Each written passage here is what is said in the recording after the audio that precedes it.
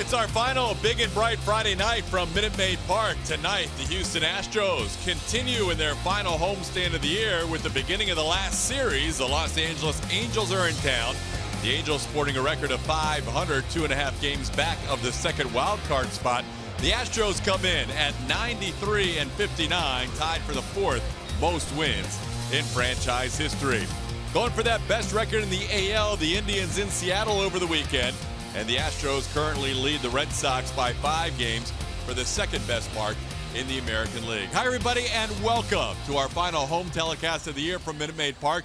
Todd Callis alongside Jeff Blum, our last chance to work with the home crew. Blummer, it's been a fun home season for sure. It's been good. Everybody's been great. Nice first year for both of us being together, but this team's so good. They're going national the next couple days. They are going national Saturday, Sunday. We'll be back with you on the road trip, our final road trip of the year. When you talk about the Astros all year long, they have earned it, and no better way to show that than how they played within the division. Yeah, it's kind of interesting to see these playoff contending teams and a couple of clinching teams in the Indians and Astros going out there and playing well within their division.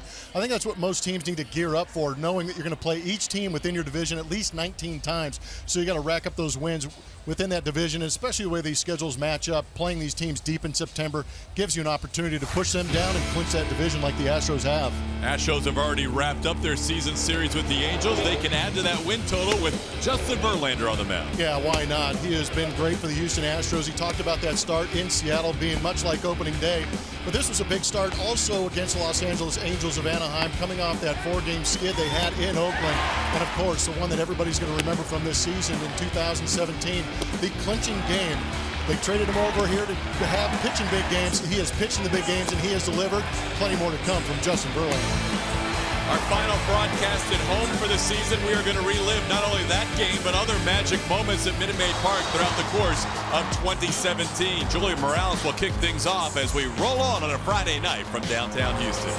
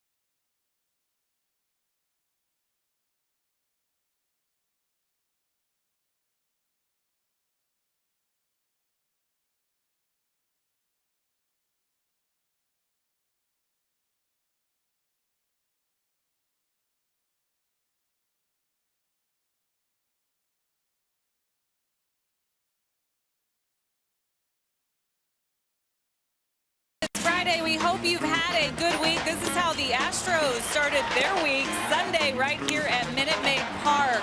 Astros playing a great game against the Mariners.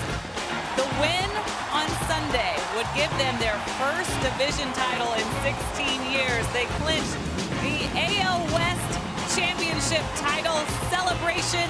It was obviously one of the best days in Astros history, and so definitely one of the best days right here at Minute Maid Park in 2017. There's been many great moments with a club that's won so many games so far this year, but it really started on day one for these Houston Astros. George Springer starting the season off, leading off that lineup, and he is a tone setter for this club. Well, he really set the tone for the entire year with a leadoff home run off of Felix Hernandez against those Seattle Mariners. The poor M's have been on the wrong side of some of these really big games for the Astros when you look back at the year. But Springer getting things going for the Houston Astros. And you look back at that first game, Carlos Correa homered in that game. They won that day. Dallas Keuchel is on the mound, and seems like a long time ago, or it seems like it's gone by really quick for some of us who have been covering these games. It's been a lot of fun to watch these guys. These guys are extremely proud of what they've put together so far this season, talking about 93 wins right now and counting. These guys have a big number in mind with several games left to play in the regular season, and of course, some big goals, some big dreams as they head into postseason play. But definitely some great moments in front of their home crowd, in front of the fans that they've had here all season long. It's been a great year at this ballpark, and it is our final AT&T Sportsnet broadcast here at Minute Maid Park, so we're going to be looking back at some more of the best times here at this ballpark.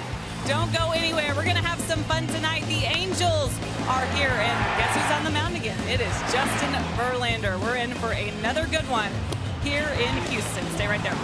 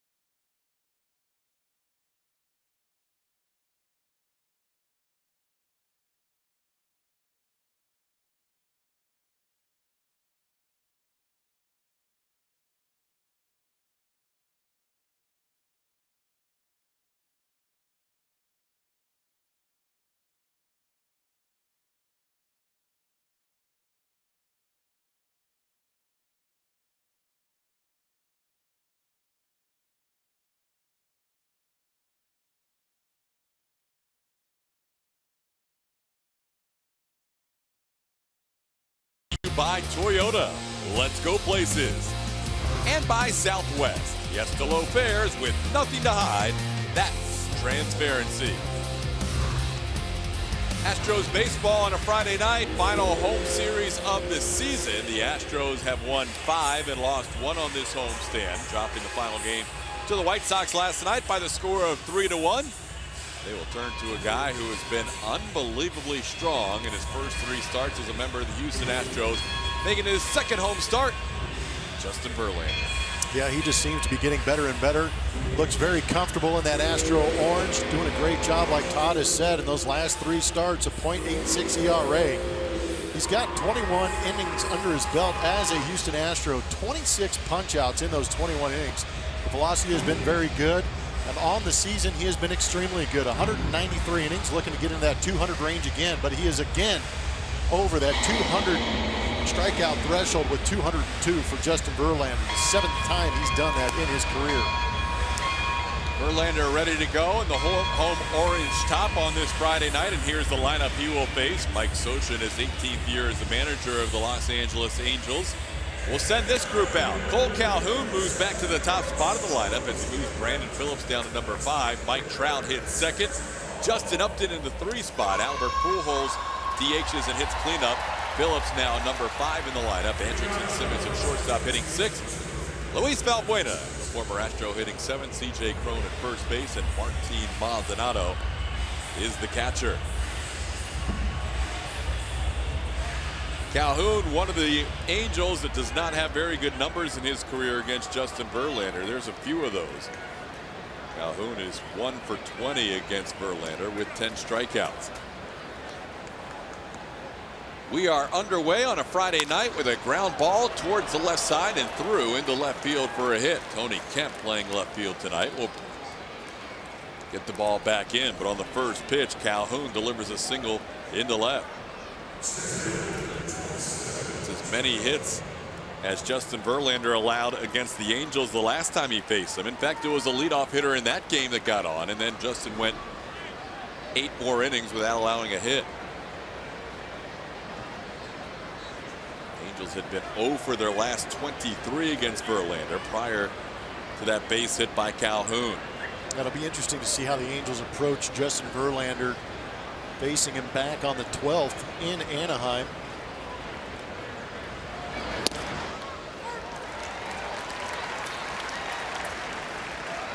Delivers a strike to Mike Trout. It was a leadoff double by Brandon Phillips in that start against the Angels in Anaheim. And then after that, only 2 other base runners, and they were both Mike Trout. He walked and he was hit by a pitch, but no other hits allowed to this Angels lineup. And Trout down in the count 0-2 to Justin.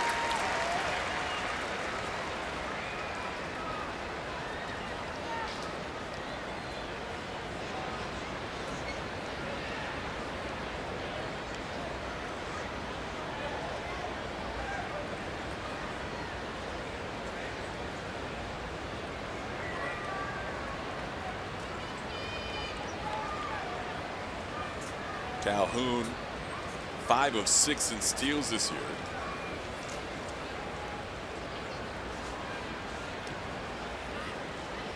Verlander will check in with an 0-2 count. Angels haven't been scoring a ton of runs lately. Calhoun batted first just for 3 games earlier in the season. Jumping back in there with Phillips, who had started 16 games as the leadoff hitter, now moving to the 5 spot for the first time.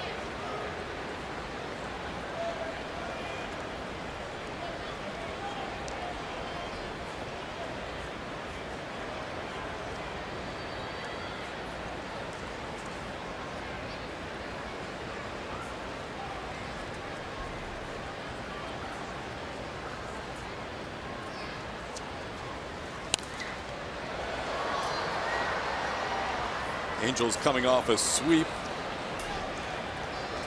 against the Cleveland Indians as we look at the defense behind Justin Verlander. No Carlos Correa today on his 23rd birthday. Marwin Gonzalez will play shortstop along the left side with Alex Bregman, Jose Altuve, and Yuli Gurriel on the right side. Tony Kemp in left field making a start.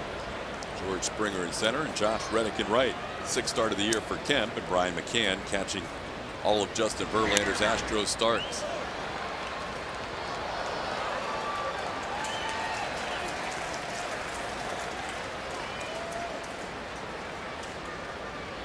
Angels have lost 4 in a row, tied with the Texas Rangers for 2nd place in the AL West. But more importantly, both of those teams are 2.5 games behind Minnesota.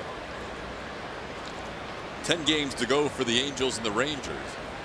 The Twins have 9 games remaining. They have an off day coming up on Monday. 1-2 pitches upstairs, and it's 2-2.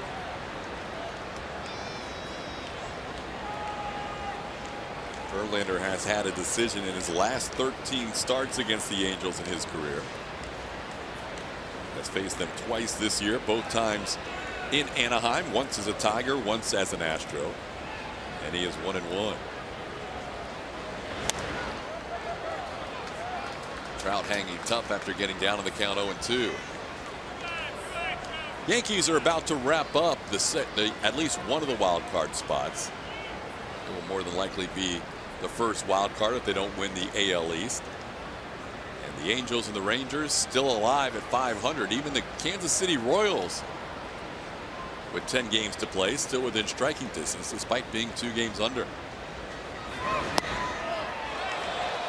Somehow Trout lays off that pitch, and now the count is full. Yeah, that's pretty impressive. It's also how you rack up 88 walks in a season while missing 39 games, going on the DL with that torn thumb ligament.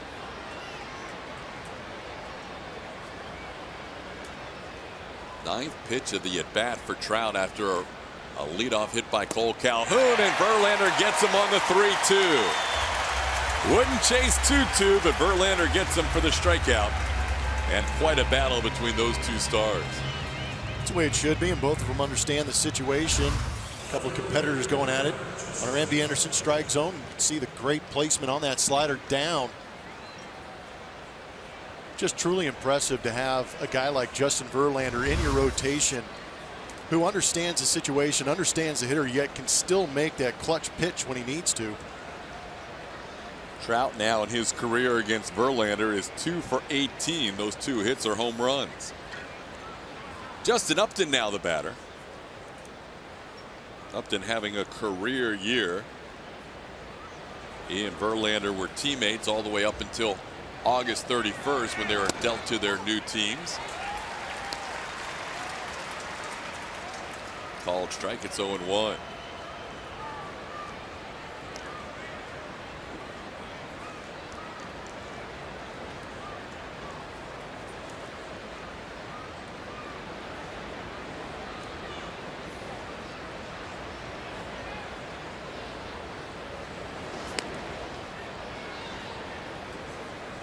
It's kind of interesting to hear Justin Verlander talk about that trade and how much of an impact that trade of Upton leaving Detroit affected his decision to come to Houston. And then we catch news today that a good friend in Brad Ausmus will not be retained by the Detroit Tigers. So there's another organization in flux.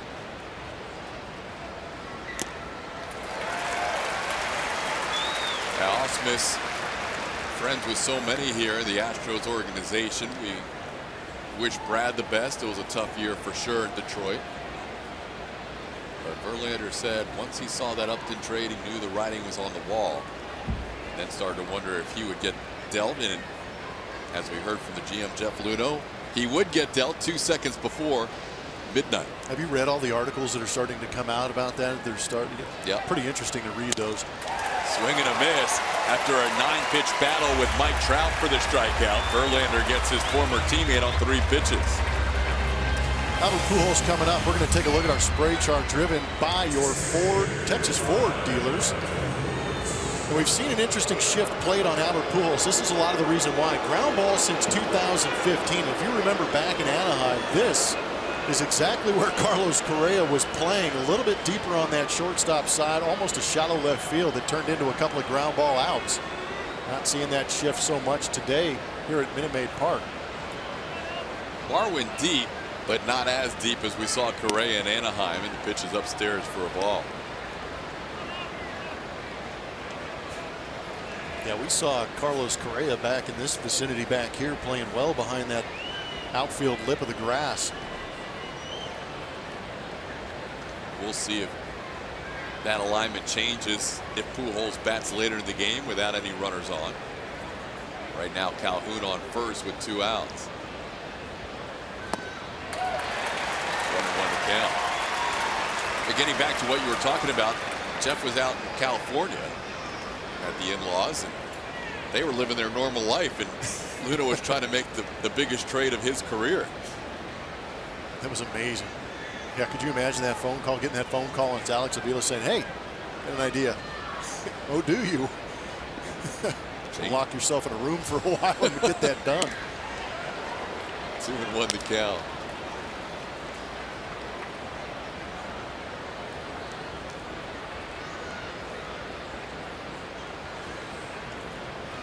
Astros able to pull the trigger and make a monumental deal getting Justin Verlander.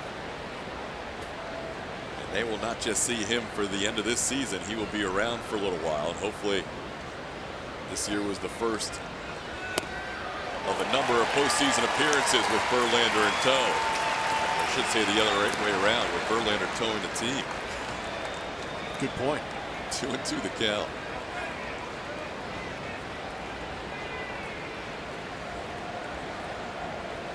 Over half of the 17 pitches during the Mike Trout at bat. Now Verlander trying to finish off the first.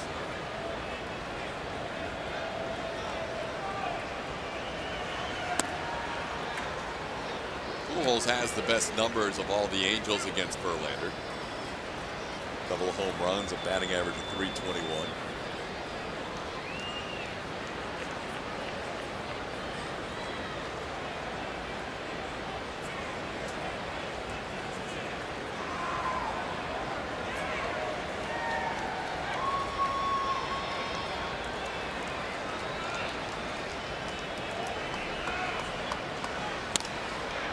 In the air, right field, long run for Josh Reddick. He calls off Altuve, and the two will jog into the dugout together as George Springer will lead things off for the Astros in the bottom half of the first of a scoreless game.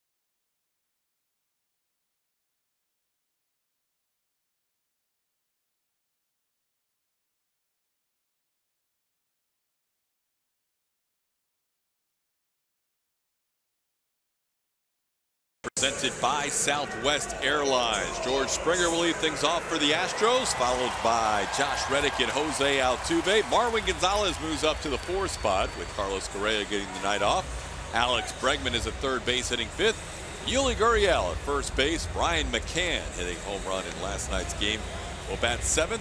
Evan Gattis DHing and hitting 8th, and Tony Kemp is the left fielder. Garrett Richards going for the Los Angeles Angels of Anaheim. He has 13 career games against the Astros. 10 of them have been starts. The career record is 5-4 with a 3.58 ERA.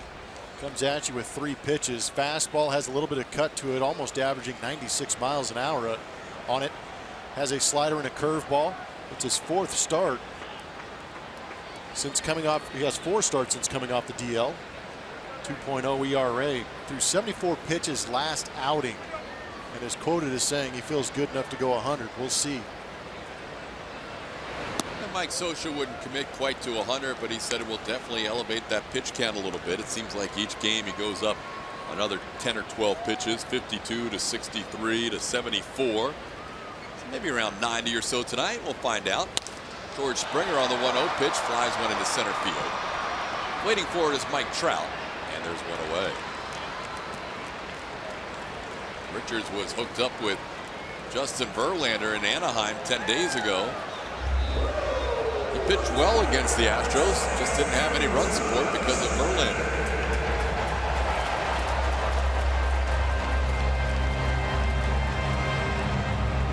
Here's Josh Reddick.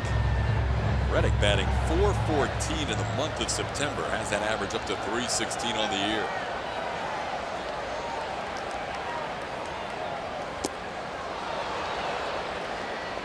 Gets away.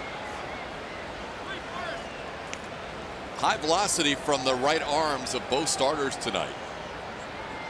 Verlander averaging 95.5 on his fastball. Garrett Richards averaging about 96.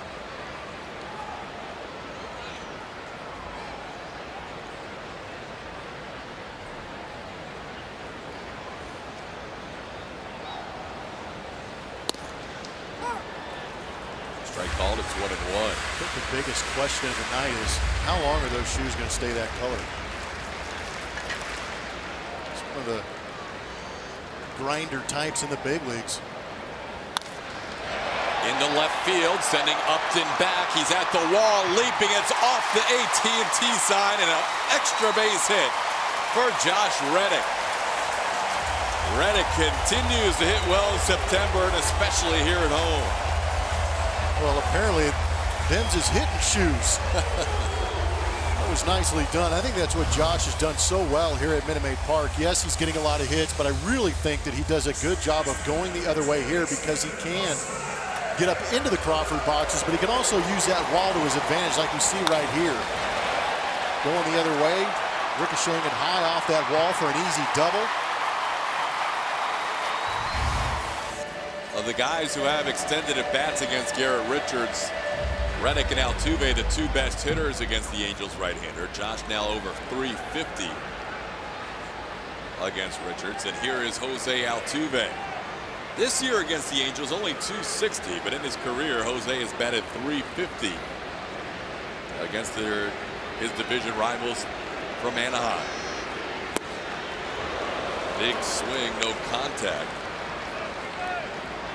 Trying to hit that onto the apartment buildings across the street. You heard those MVP chants going in his first AB, and you know he'd like to do that in front of Mike Trout, just to reinforce the fact.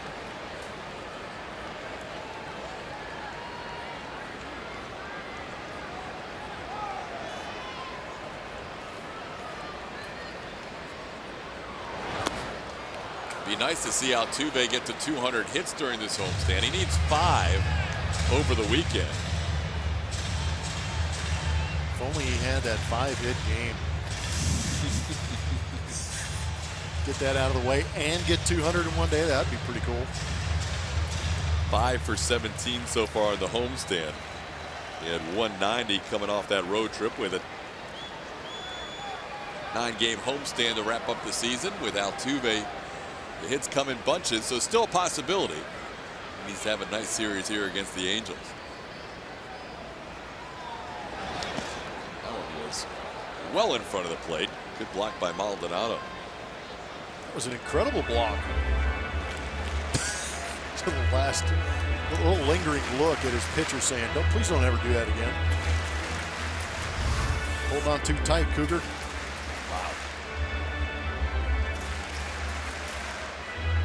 Is it even in our shot? Not according to our mattress firm, Supermo. About 50 feet in front of the plate. That was incredible. I mean, from the mound. That might be one of the few balls that comes out of a game for a grass stain. Swing and a miss. Altuve chasing. He says he got a piece of it, but home plate umpire Dan Iasanya says no. That's a strikeout. Altuve down for the second out of the inning. First strikeout for Garrett Richards. A couple of times we've seen Altuve get in trouble. He's gone into just complete swing mode.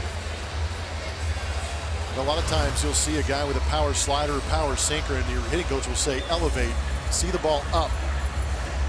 But Altuve, I'm not going to say he's panicking, but he was a little overly aggressive, that AB. He's at 346. He may have to call Miggy soon. Yeah, if he leaves the dugout, maybe sending a text. You weren't. watching our broadcast earlier this year as Marwin Gonzalez bats with a runner on second and 2 outs.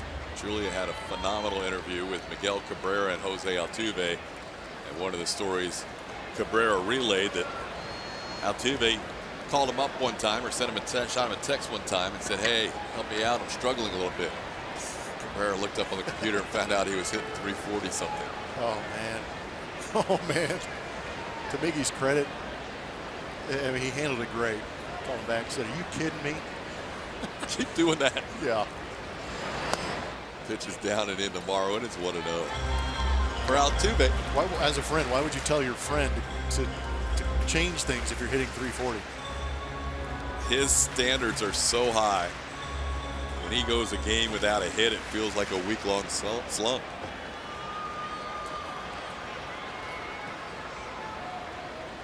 He was at 368 to start the month of August. He's at 346 right now.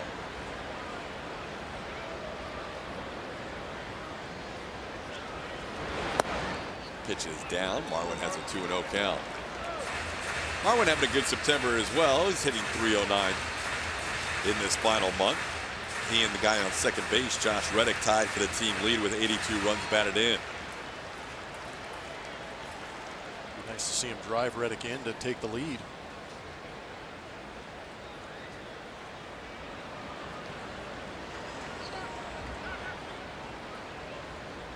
Home plate umpire Dan Iasanya calls time. He is flanked on the bases by Trip Gibson, Will Little, and Brian Gorman, your umpiring crew for this final series of the season in the regular season at Minute Maid Park.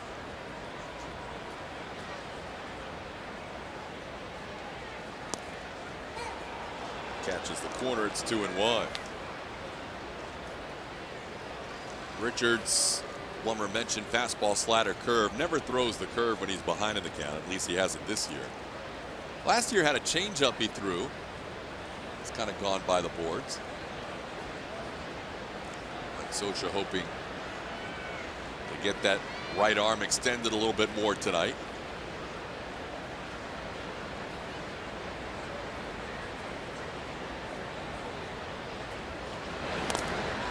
Marwin, accidental foul ball. It's 2-2.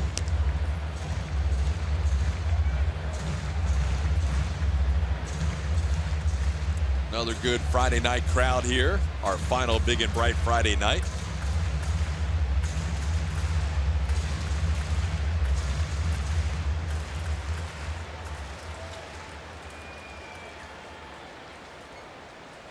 Astros 5-1 on this homestand, trying to finish strong and head to Arlington on a good note. 3 with the Rangers, 4 with the Red Sox, and then it will be postseason baseball.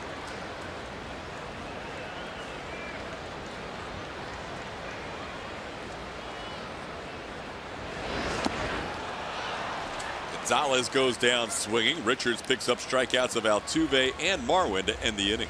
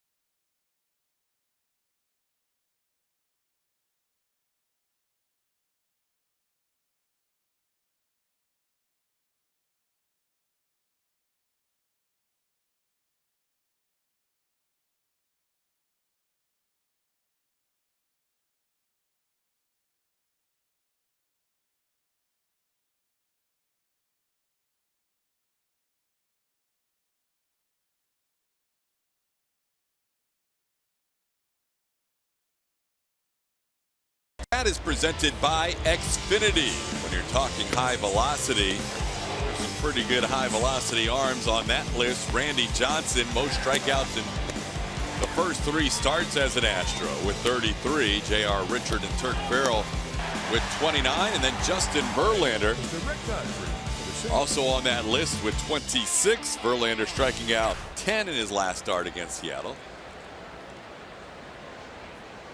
That was his 4th double-digit strikeout performance of the season and his first with the Astros. Pretty good arms on that list. Yeah, I'd take him. Who do you start? Who's your number 1? Split up RJ since he's a lefty. Yep. But yeah, quite a tough choice there between Verlander and JR in his prime. It's about as intimidating as a guy. Yeah, just seeing those numbers and those names, my hamstring is tightening up. I don't think I can go today or tomorrow. The next day might be a couple days. Phillips pops one up. Gurriel drifts back. Reddick comes in. Altuve, and it's Altuve with a basket catch in foul territory. Right in front of the sliding Josh Reddick. I'm not sure what's more amazing, the fact that Altuve caught it or the fact that everybody came out of that unscathed. Yuli's got a bad wheel. He's not going to make the play. So it's up to Josh Reddick and Altuve. And Reddick going into the slide, I don't think he was convinced he was going to get it. And Altuve came out of nowhere. That was a beautiful play. He's pretty good. Pretty slick move by Reddick, too, to pull the foot back and let Altuve pass. Justin Verlander appreciates his defense. Here's Andrelton Simmons. He pops one up, and this one's out of play. Just to go back to Altuve a little bit, punched out, didn't look great, didn't give up on that last play. Just for all those kids at home watching, separate them. Keep playing hard on defense. Hustle doesn't slump.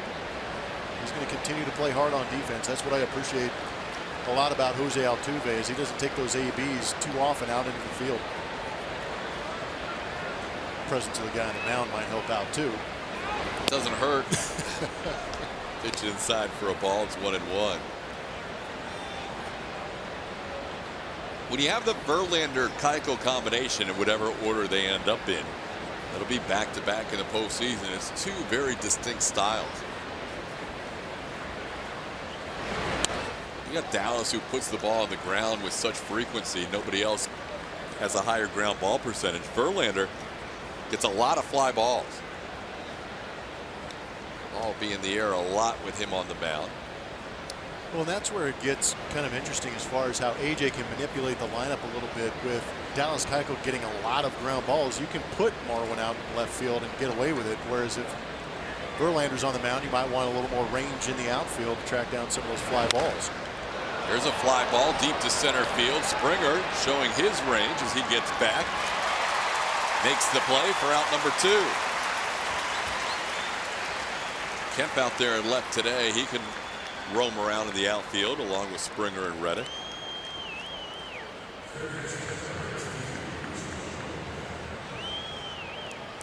So far, 3 balls in the air, or 3 outs in the air. The other 2 outs are strikeouts. Here's Luis Valbuena. Hasn't had a great year batting average against the rest of the league, but against his former team, he's over 300. Fouls one back to the screen. It's 0-1. Justin has said his mechanics feel very good. He feels very much in sync. You look at his numbers since August. You look out. He's really done a much better job of controlling his walks. Early in the season, he had 13 walks in April and 5 starts. Then 17 in May and 6 starts. Another 14 and 16 in June and July. But August, only 7 walks in 6 starts. And with the Astros, just 1 per start in his first 3.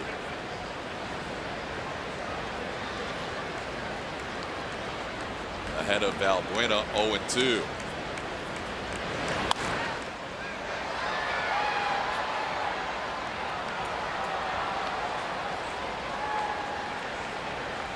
Buena 3 for 28 against Verlander in his career with a dozen strikeouts.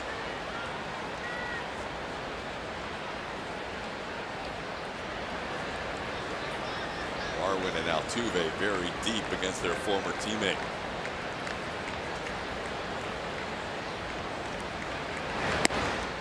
Doesn't chase upstairs. It's 1-2.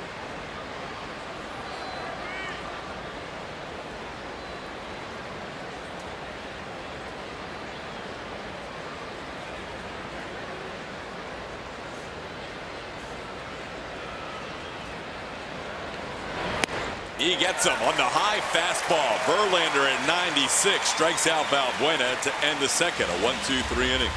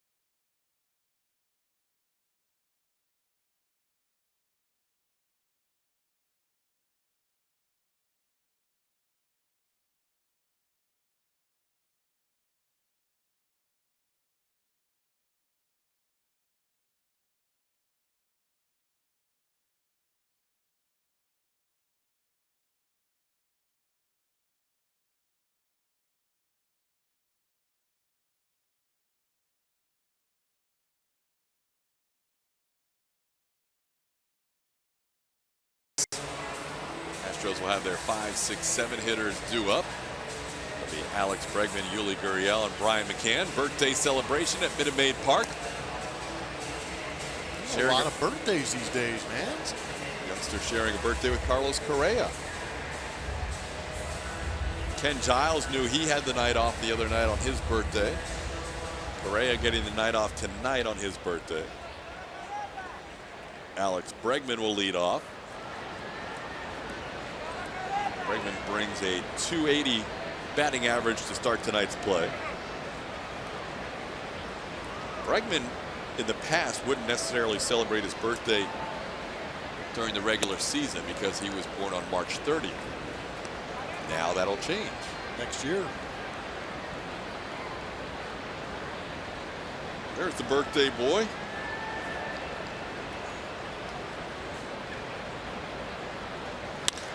Alex in the left field, well struck, Upton back there, and he jumps and makes the play and gets a hand from his 14 relievers in the bullpen for the first out. League leaders are presented by Houston Methodist.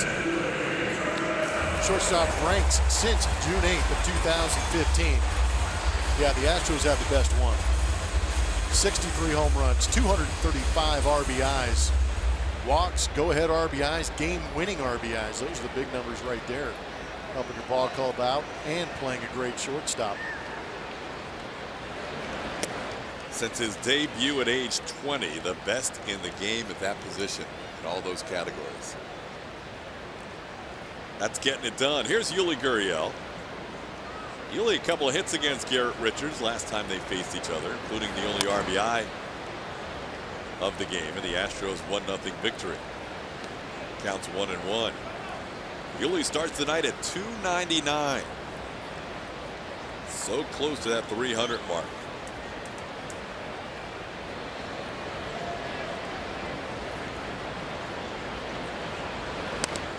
Didn't didn't mean to, but a pitch that rode in on him is fouled back. It's 1-2. Richards brings that high velocity fastball. You have to make a decision pretty early. Got good movement on the 2. He really does. That pitch dove right in on the hands of Yuli. I feel like he too seams it to get that arm side run, but he also has that four seamer that cuts a little bit for him.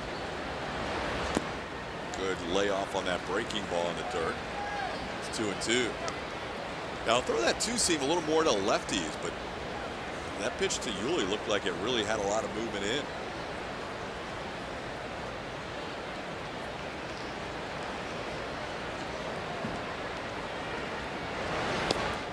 Another good take by Yuli, who's usually ultra aggressive at the plate, and it's 3-2. Yuli's mindset is definitely, as soon as he steps into that box, to swing first, take second. See if he can get a pitch to hit here after taking the 1-2 and 2-2 pitches. He does, but he grounds it to third. Backhanded on the short hop by Valbuena, and Gurriel retired for the second out.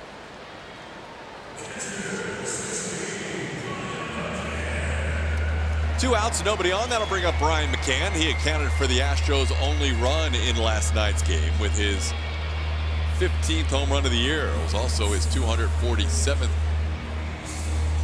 career home run as a catcher. And that puts him ahead of Jorge Posada, currently 8th in MLB history. Breaking ball, swing and a miss, 0-1.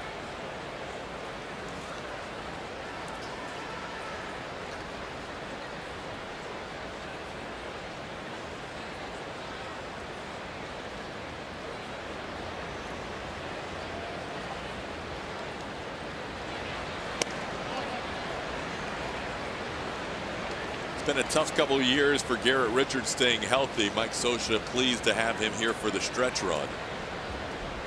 They know if they are able to make their way into the postseason, that at that point Richards will be fully ready to go. He's kind of used this month of September as his spring training month. The ball's hit hard but foul off the bat of McCann. It's 1-2. Richards missing 135 games this year.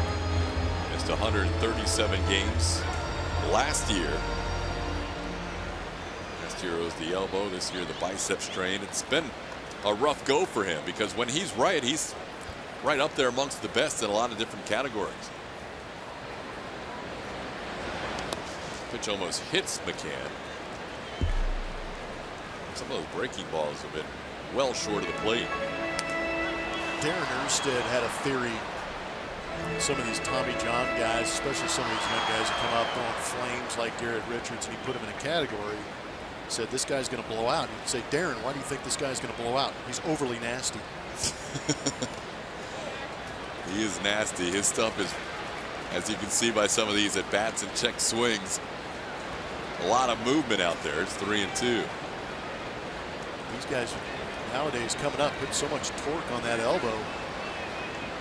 Staring at radar guns. There's a guy right there that has pretty good mechanics to generate velocity. Then you add some of that tilt with the slider. There's a lot of stress on that arm. McCann to left, Upton on the track, puts it away, and that'll do it. 1-2-3 inning for Garrett Richards. We head to the third.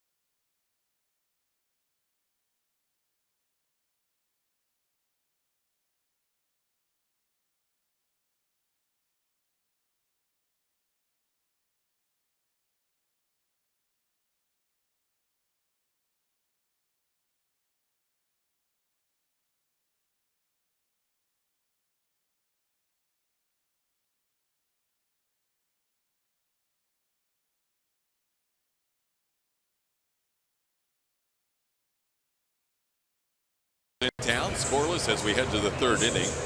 And the Houston Astros organization has set up a website so that all fans can help raise much needed funds for Hurricane Harvey relief. Visit youcaring.com/Astros Harvey to donate today.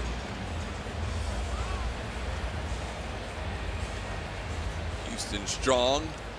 youcaring.com/Astros Harvey, the place to go as Justin Verlander begins the third inning. He'll face C.J. Cron, Martin Maldonado, and the top of the Angels lineup. Leadoff hit by Cole Calhoun, and so far that's it. 3 strikeouts, 3 fly ball outs since then.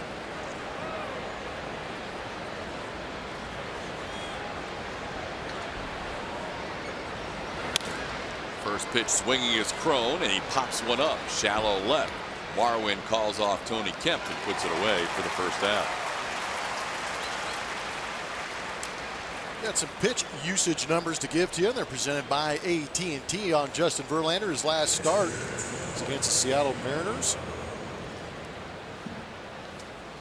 Fastball 60% of the time. Didn't give up a hit on it. Curveball only gave up 1 hit. Slider through 19.2%, gave up 2 hits. What a selection to choose from. Yeah, nice to have that on your arsenal. Well, and fastball is a pitch that most big league hitters can hit and sit on. Yet he did not give up a hit to a pretty good hitting lineup in the Seattle Mariners. Very strong lineup on the fastball. Justin's just letting that fastball eat lately. He's really doing it today. Struck out Valbuena on a fastball up. There's that fastball at 94 that Maldonado misses. It's 1-1. Since the All-Star break, and we talk about spin rate, and everybody associates spin rate with breaking balls, but spin rate also occurs on fastballs, and nobody since the All-Star breaks had a higher spin rate on their fastball than Justin Verlander. He is just getting good riding movement. There's a fastball in the middle of the plate. Maldonado misses. It's 1-2. He's averaging 95.5 on the fastball since the All-Star break, and with the Astros coming in, just a 139 average against on the fastball with 14 of his 26 strikeouts on that pitch.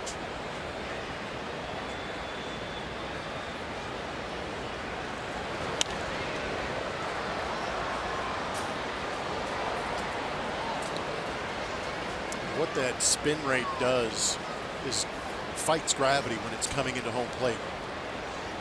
That backspin on the 4-seam fastball has a tendency to kind of flatten out or ride like Todd is talking about, where it almost looks like the pitch is rising, whereas normal 2-seamers and standard fastballs that have a less of a spin rate fall to the earth a little bit quicker. That's why he is a fly ball pitcher and can get the swing underneath on some of these high pitches for strikes. That one was elevated at 97. He's got an aggressive hitter at the plate. Maldonado tried to go upstairs and induce a swing, but he laid off. It's 2-2. He threw it too hard.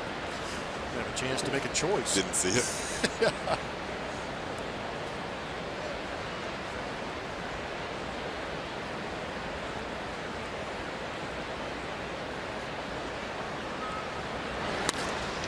From a breaking ball there at 2-2 as Maldonado sends one on 1 hop to Alex Bregman.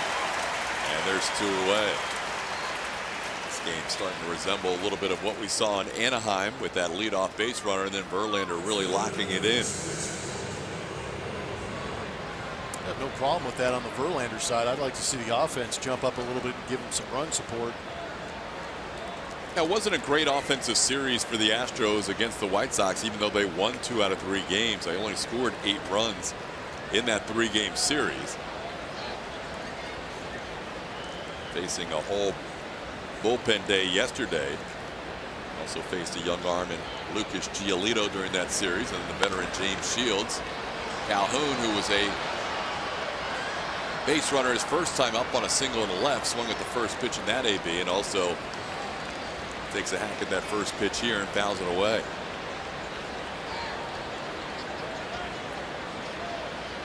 Calhoun's approach, at least early on, is don't let Verlander get ahead of me. Worked his first time, just his second hit in his 21 career at-bats against Justin.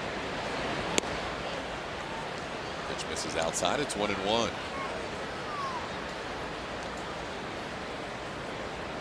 That was the first curveball we've seen.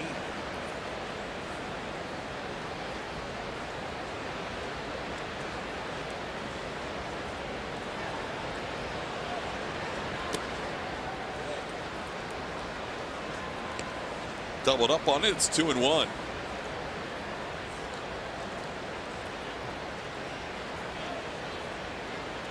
The thing we saw with Justin in his start against the Astros in Detroit was he was very deliberate on the mound, but he seems to be in a pretty good rhythm in the starts we've seen him with Brian McCann. That's a good pitch for a strike. 2-1 change piece. You see Calhoun's face. He's just going, come on, man. A couple of breaking balls and then the changeup. Calhoun didn't know what to do with that thing.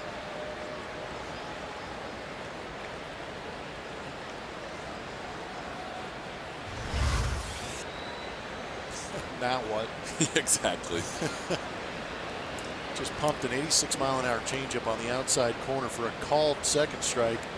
He's got 97 in the tank. He saw a fastball foul, a couple of curveballs, then a changeup. He's just guessing now. 2-2. He throws back-to-back changeups to get him swinging. Dirty. That is nasty stuff in the sequencing from McCann and Verlander. It's a man that knows what he's doing. Just put the sign down and let him execute it. Beautifully done.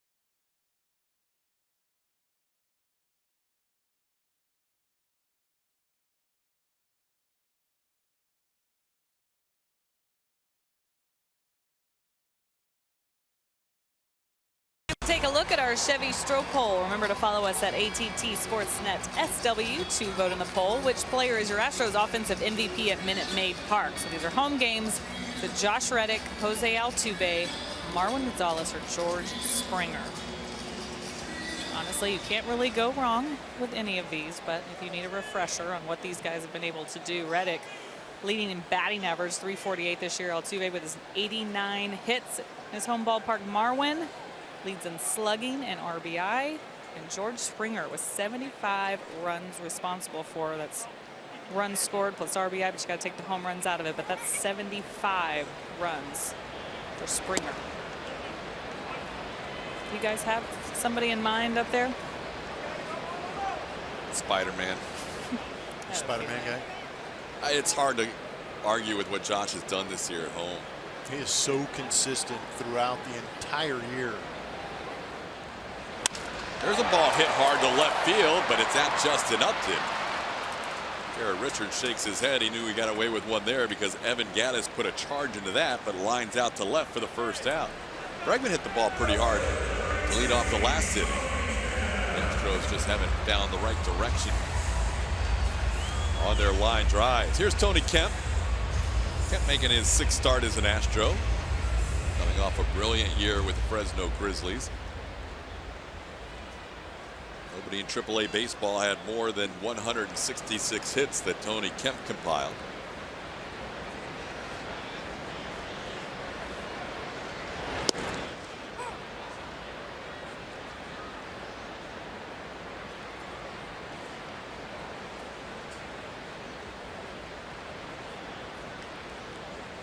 Kemp 3 for 18 and a couple of stints with the Astros this year.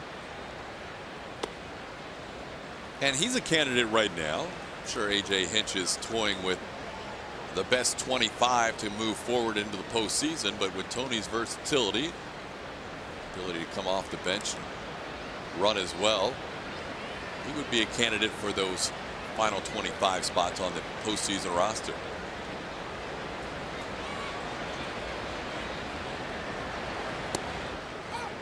That's a pitch for a strike. It's 1-2.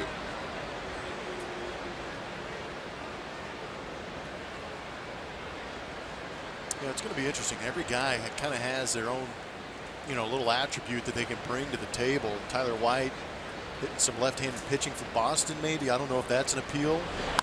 But we know that AJ in the past, throughout the course of the season, has really talked about the speed aspect, and it's nice to have that guy that can come in when you have 3 catchers on a roster to pinch hit for the catcher late, maybe push an extra run across the board.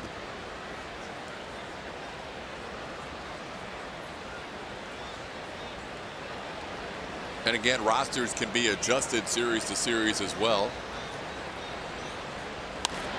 Tony sends one in the air to left center. Upton will make the play. Upton's been busy, 4 catches the last 2 innings. There's 2 away in the 3rd. On our final home game, on our final home broadcast at Minute Maid Park this year, we reflect on some big moments. George Springer turned a loss into a win on the final at bat against the Mariners in the first series of the season. That was incredible. That just led to a pounding on the Seattle Mariners throughout the course of the season. What was crazy about that one for me is that George knew it. He knew he got it, but we were wondering what part, was it going to get that section in front of the bullpen and not sneak into the box, but he knew. He went one row deep. Yeah, talk about knowing your pop. That was the start of a great beginning to the season where Springer seemed to be hitting a leadoff home run twice a week for a while. Wasn't quite that many, but it seemed that way. That is very true. George has not had a leadoff home run in a while, but he started out with 1 against Seattle on the 3rd and on the 6th. Added 1 on the 9th against Kansas City as he grounds out to Brandon Phillips to end the inning. Garrett Richards matching Justin Verlander, 1 hit allowed.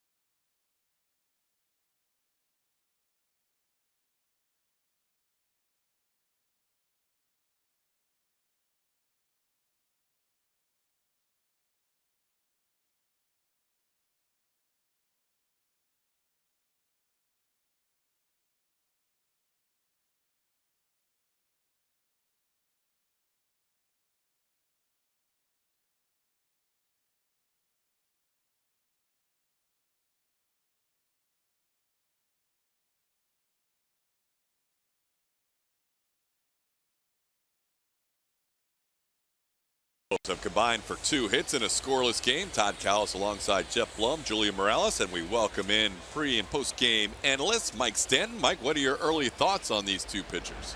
Well, it looks like both guys are on top of their game. Garrett Richards has really shown us something with his off-speed stuff. The velocity hasn't been quite what we expected it to. And Justin Verlander, this is the guy we've been seeing the whole time he's been in Astros uniform. Pretty impressive through 3 innings. Both teams with a hit. Verlander will face 2, 3, and 4 in the Angels lineup. Verlander had a great battle with Mike Trout their first time. Mike Trout's first time up, as he saw 9 pitches before Verlander finally got him swinging. Trout fouls one away, and just like that at bat, he's down to the count 0-1. Mike, I got a question. When you face a team for the second time in what's been almost a week, there's some familiarity. Talk a little bit about, do you change your approach, or do you maintain what a guy like Justin Verlander did last time out?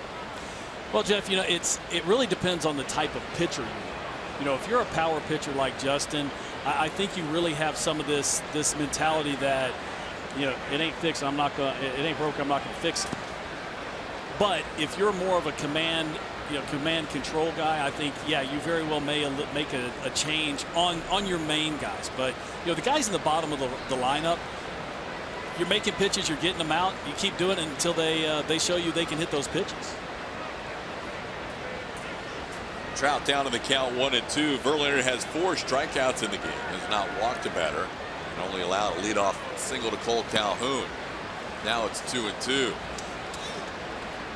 Seems like Verlander, knowing how good Mike Trout is in both at bats, he gets ahead of him 0-2, and Trout has really done a good job not leaving the zone once Verlander's been ahead. Well, Trout has not had a good September, but I think teams are really paying a little more attention to him and almost pitching around him, not letting him beat them. That time he gets a ground ball on 2 hops, and Bregman's throw is just in time into the webbing of Yuli Gurriel's glove. Trout hustling down the line, beaten by half a stride. And one thing we know is Mike Trout's not going to slow down in one bit. Bregman moving to his left. Dresses it up a little bit, but understands that he's got to get rid of it. And that ball running to the arm side puts Yuli in a precarious position, but he makes the snag. Yeah, he did a nice job of staying inside the bag there and not going into the baseline and having some contact. I tell you what, you did a good job of holding your ground, even though that throw might have had the potential of coming in there. Oh, I had my eye on it, that's for sure. That was the first thing Julia said. Hey, pay attention to the balls across the infield. You got that right. High fastball to Justin Upton. It's 1-0. When we talk about spin rate and the fastball, and Blummer kind of alluded to it last inning, it's kind of a different concept for fans to understand, because you think about spin rate, you think about the ball turning over on a breaking ball, but when you see Verlander and you hear that he's got the highest spin rate on his fastball since the All-Star break, what's that mean to you, Mike? Well, what that means is the ball is going to have the illusion of rising. In reality, it kind of stays straight. It doesn't drop as much as the hitter would expect it to. And spin rate is really important on fastball and curveball. Actually, for the 2-seam fastball, the sinker, and the slider, spin rate's not quite as important. I threw a 2-seam fastball. Notice I didn't say a sinker, because I would actually spin it. I would try and spin it like my 4-seam fastball, and when I did that, it would tail, but I wouldn't get the sink. So with that illusion of the ball rising, is that why he gets so many fly balls, you think? Well, I think there's a couple reasons. He spends a lot of time in the top part of the zone, and even in the hitter's area of the zone, that mid-thigh to belt area. And when you do that, even he's got plus stuff, so they can't square it up, but they foul off a lot of pitches. 2-2 pitch is a good slider away as he gets Justin Upton swinging, second straight time. He's retired Upton on strikes, and there's 2 away in the 4th. Well, this is Justin Verlander. You see the pitches up in the zone, and especially when you have a guy like Justin Upton, this guy is a low ball hitter. He's a free swinger, and so you're going to see pitches across the top and on the outside part of the plate. You want to stay away from that middle of the plate, down and in. That's where his happy zone is. Two of the best to ever play the game head-to-head here. Verlander versus Pujols. He starts him off with a breaking ball for a strike.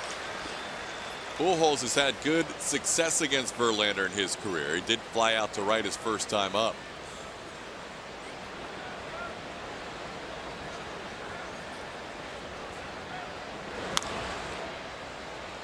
Chop foul, and it's 0-2. All right, Jeff, I have one for you. Yeah, bring it. You know, you're facing Justin Verlander. You know he's got the high velocity, high fastball. That slider that he just threw Justin Upton almost isn't fair. I mean, how do you go about facing a guy like this when he's got such plus stuff and the velocity's high on everything? Switch hit. That's the only way I can combat the slider, is try and bring that thing to me. Because I tell you what, when you're trying to adjust to 97 and get the barrel out on 97 as a right-handed hitter, and then like you said, as you described in that last slider, is he starts that thing middle and has it break well off the plate, but in your head you see firm at middle part of the plate, you're going to commit, and by the time you commit, it's breaking off the plate, so it's extremely tough. The only way to beat some of these guys that have high velocity and A+ secondary pitches is if you sit on one, don't miss it. Yeah, that's a great point, Jeff, because what Justin saw out of the hand and for the first half of that pitch was all fastball. Yep. Fastball, a little bit low, bottom part of the zone. Then all of a sudden it made that left turn and dips out of the zone. But you have to commit early when you're talking about high velocity. That one was down below the knees. It's 2-2. Well, Mike, if you go out there and you don't have your best stuff, how do you go about combating that? Well, I've always said that you go into a game with a game plan, but it's written in pencil very lightly. Because you need, it's like a boxer. You got a game plan. First time you get hit, that game plan is going to change. It's the same thing pitching. He just started Albert Pujols off with a dirty curveball, and that's really not fair. We haven't seen that from Justin a lot. Calhoun, he threw a couple changeups. He's got that 4-picks Mitch, but a lot of times he has a tendency to stay fastball, slider, and he still dominates with it. Doesn't get the chase there, and the count's 3-2. That's a tough pitch to lay off at 2-2. But that's a veteran hitter with a lot of experience against Justin Verlander, and that's the pitch, the same exact pitch that punched out Justin Upton. Well, and you know that Albert was on deck, and he's paying attention to this. He knows what the tendencies are of Justin Verlander when he gets up in the count. He shows him another slider, this one on the plate that he fouls away. You mentioned he started him off with curveballs. We've seen a couple of sliders here with 2 strikes.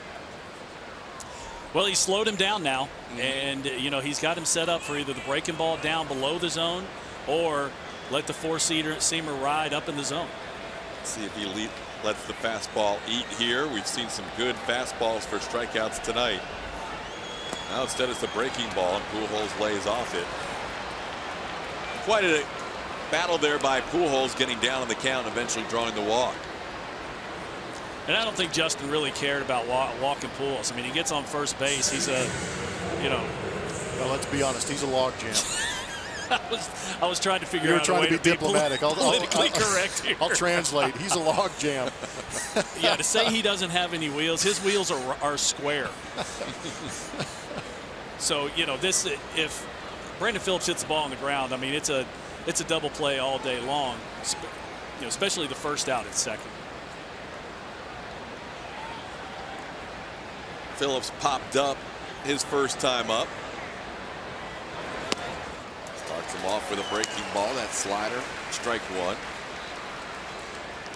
Mike, do you have any explanation in watching Justin Verlander over the years? And everybody complains about age, and Justin Verlander is elevated at baseball age, but his velocity is back, and it is very consistent. We talked about it since the second half. He's throwing 95.5 miles an hour on that fastball. Well, Jeff, if you remember a couple of years ago, he actually lost his velocity. And what he had to do is he had to develop his pitching skills, because prior to that, it was all velocity. He was 97, 98 all day long, had the hard breaking ball.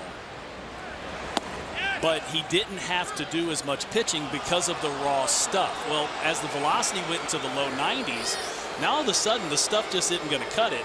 Now he has to start moving the ball around. He's a better pitcher now that the velocity has come back because of the struggles he had a few years ago. Well, I think you're seeing that with the changeup that he's been able to throw to Calhoun. He makes the adjustment, yet he still has that 97 in the tank when he needs it. Yeah, it wasn't very nice to Calhoun. He went back-to-back changeups. In the air, Springer is there. Mike, we appreciate the time. We look forward to watching you on the post-game show. Good stuff there on the Justin Verlander. It was fun, gentlemen. Thank you. All right, Mike Stan joining us in the top half of the fourth inning. Verlander through 4 with the game scoreless.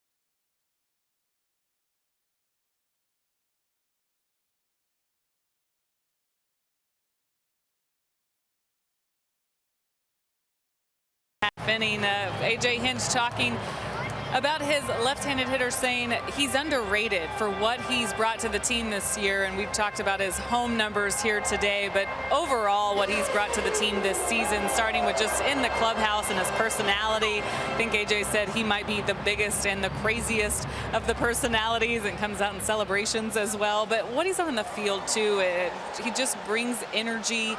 He plays the right way. He does everything exactly what you want, the way you want him to play, and he's been such a great teammate to these guys too. They immediately fell in love with him in spring training. The chemistry was there from the beginning, but to see where he's brought this team, and knowing they clinched the division, he's got a lot of postseason at bats under his belt, so this is where they're hoping that he'll shine here in this next season for him. But this is why he came to Houston. He came to Houston to be on a team like this, and it's all kind of coming together for him, and he could not be happier with the situation that he's in with the Astros. TK.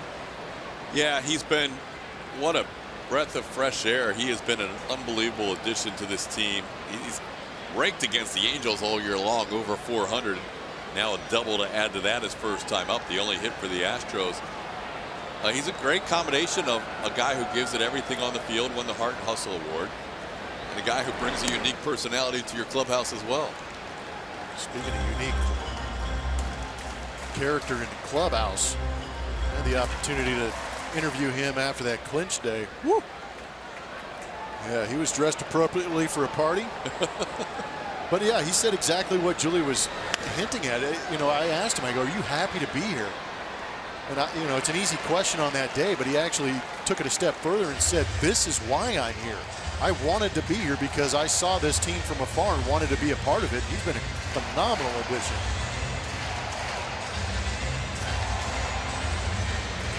Fans have taken to him. I actually saw a Wooston Reddick jersey the other day. That was a good one. I saw that too. Outside, it's 2-2.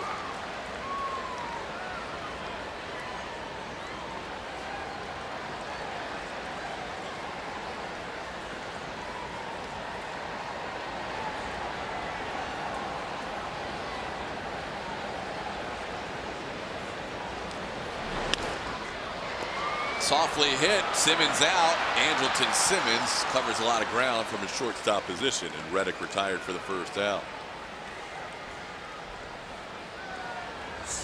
Oh, Richards has matched Verlander pitch for pitch.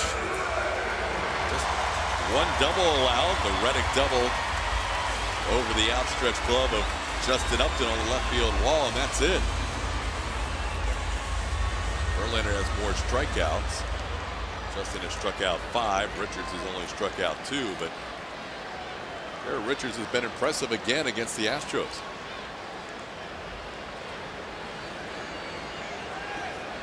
Altuve struck out his first time up. Foul tip, 0-1.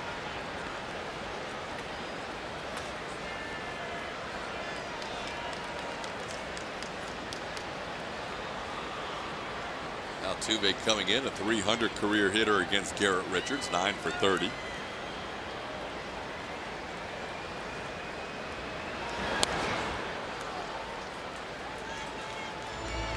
Oh, 0-2 the count. That was a good pitch to lean back on.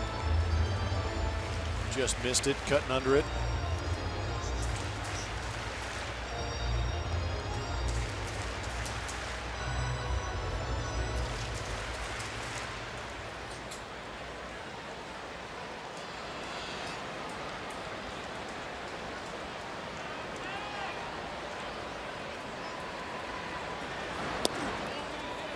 All inside, says home plate umpire and crew chief Dan Iasanya. It's 1-2.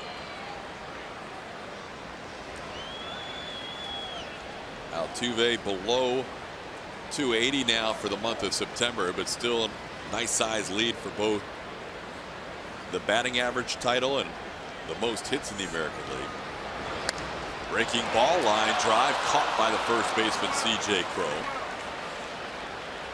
And Altuve is out number 2. The Astros are hosting auditions to be a member of the 2018 Coca-Cola Shooting Stars team. As a member of the Shooting Stars, you'll be an ambassador for the Houston Astros brand throughout the year. Visit Astros.com/Shooting Stars for audition info.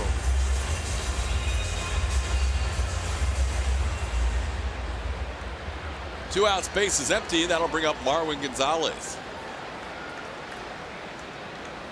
Marwin struck out his first time up.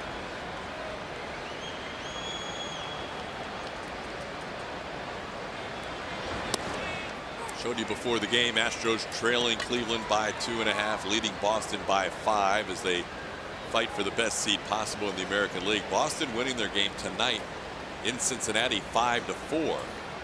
The Reds scored all 4 of their runs on a grand slam home run by Scooter Gennett.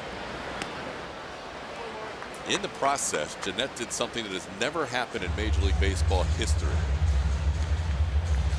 He hit he had a 4 home run game and has hit 4 grand slams in the same season. That has never happened before. In fact, Lou Gehrig's the only other player to accomplish both of those at any point of his career. I don't know why anybody's questioning whether or not the ball's juiced or not. Scooter Gennett and Lou Gehrig. That might be enough of a reason for testing. Scooter goes deep for his 4th slam, but Boston came back with a 4-run 4th, and they lead Cincy 5-4 as they head to the 8th. Also known as the Killer G's. Gehrig and Gennett. Nice.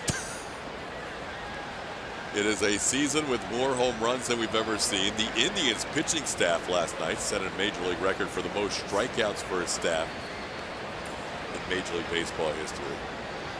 They still have 10 games to go. Actually, they have 9 games to go. 1-2 pitch misses outside. It's 2-2. Strikeouts and home runs have been up, but never before to the level we have seen this year. Marwin a career high with 22 home runs.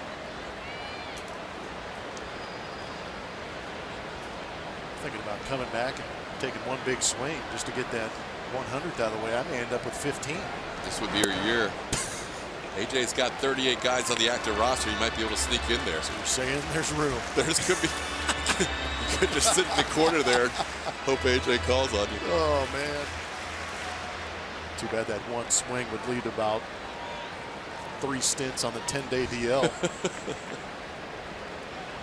I count it as 100. Me too. Thank you very much. Postseason matters. 3-2 is the count to Marwin Gonzalez.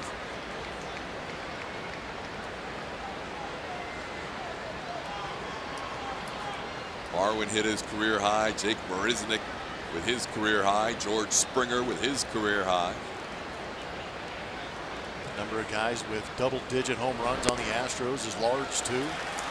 McCann getting to 15 last night. They're one off the major league mark for the most 15 home run players in a season. And they've got Beltran sitting at 14 and Josh Reddick sitting at 13. 2-out walk issued to Marwin Gonzalez. It's only the second base runner in this game for the Houston Astros. The only previous base runner was Josh Reddick, the second hitter of the game, when he hit that double off the left field wall. Astros haven't had a lot of offense going lately since that Brian McCann home run to lead off the third. They've only had one hit.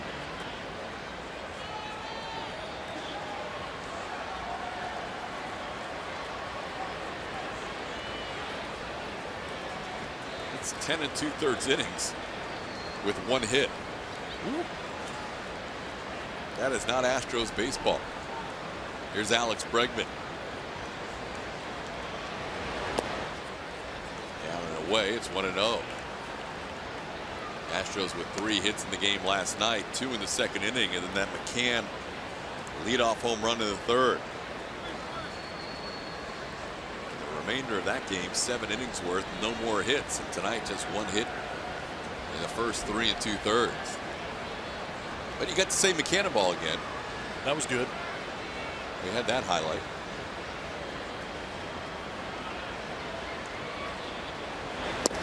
Bregman takes a strike. It's 1-1. Yeah, Rick Renteria almost used as many pitchers as hits in that game yesterday. He used a bunch. First time in a while the Astros facing a whole bullpen after the first inning and actually lost the game. That hadn't happened since Denny Nagel left the game early against the Astros years ago.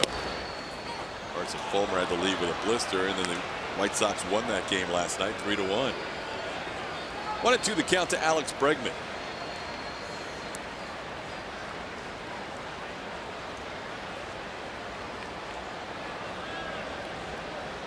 Bregman thought that last pitch may have been off.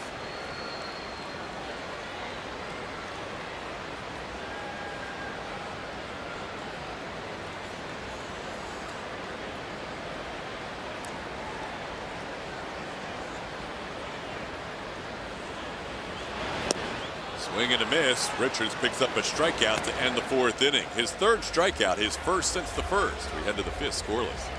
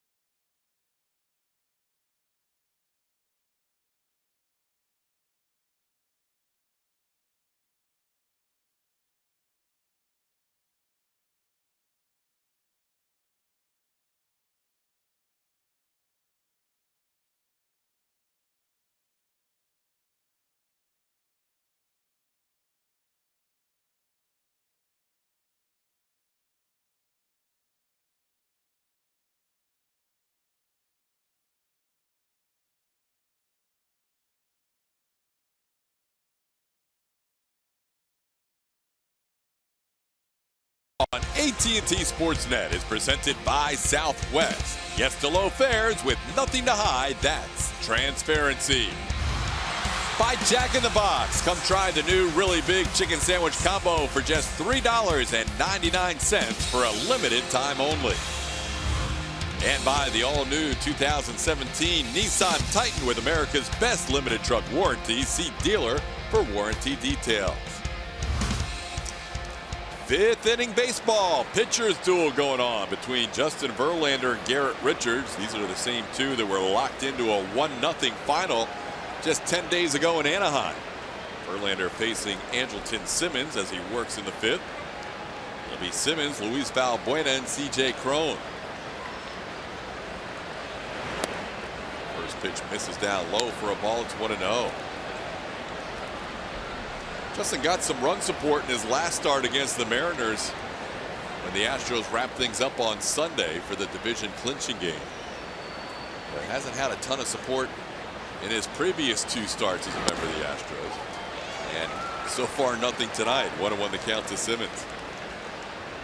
Astros winning his debut in Seattle 3-1. When he left the game, it was a 1-1 contest, and Cameron Maybin ended up hitting a 2-run home run to give Verlander the win. And that 1-0 win against Richards and the Angels. This is 2-1. The count to Simmons.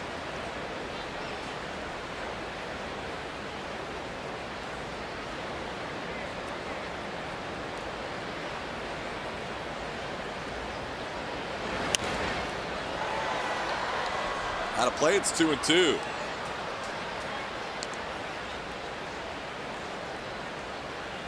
Verlander with 197 innings on the season. He goes 7 tonight. He will reach the 200 inning plateau yet again.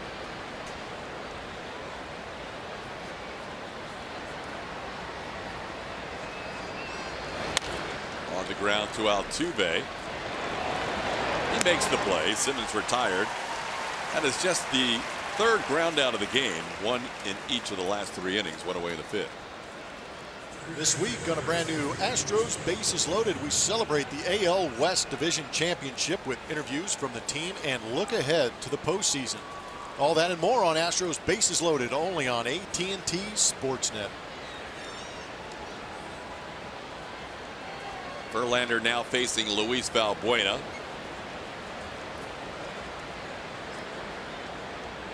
Valbuena struck out his first time up. We saw Justin get a strikeout against the left-hand hitting Cole Calhoun with a couple of changeups. His first 2 starts didn't throw the changeup much, just a couple of times, but he broke it out against Calhoun and picked up a strikeout. And anytime something awesome happens with the pitching, I go over and yell at Steve Sparks and ask him what's going on, and he explained to me that Justin Verlander, when he got traded over here, went to Brent Strom and said, speaking of, changeup right there to Valbuena. So Sparky said that when Verlander got traded over here, he went to Brent Strom and said, hey, I'm missing that 4th pitch. It's the changeup for me. I'm having a tough time. Showed him a couple of different grips that he'd been working on.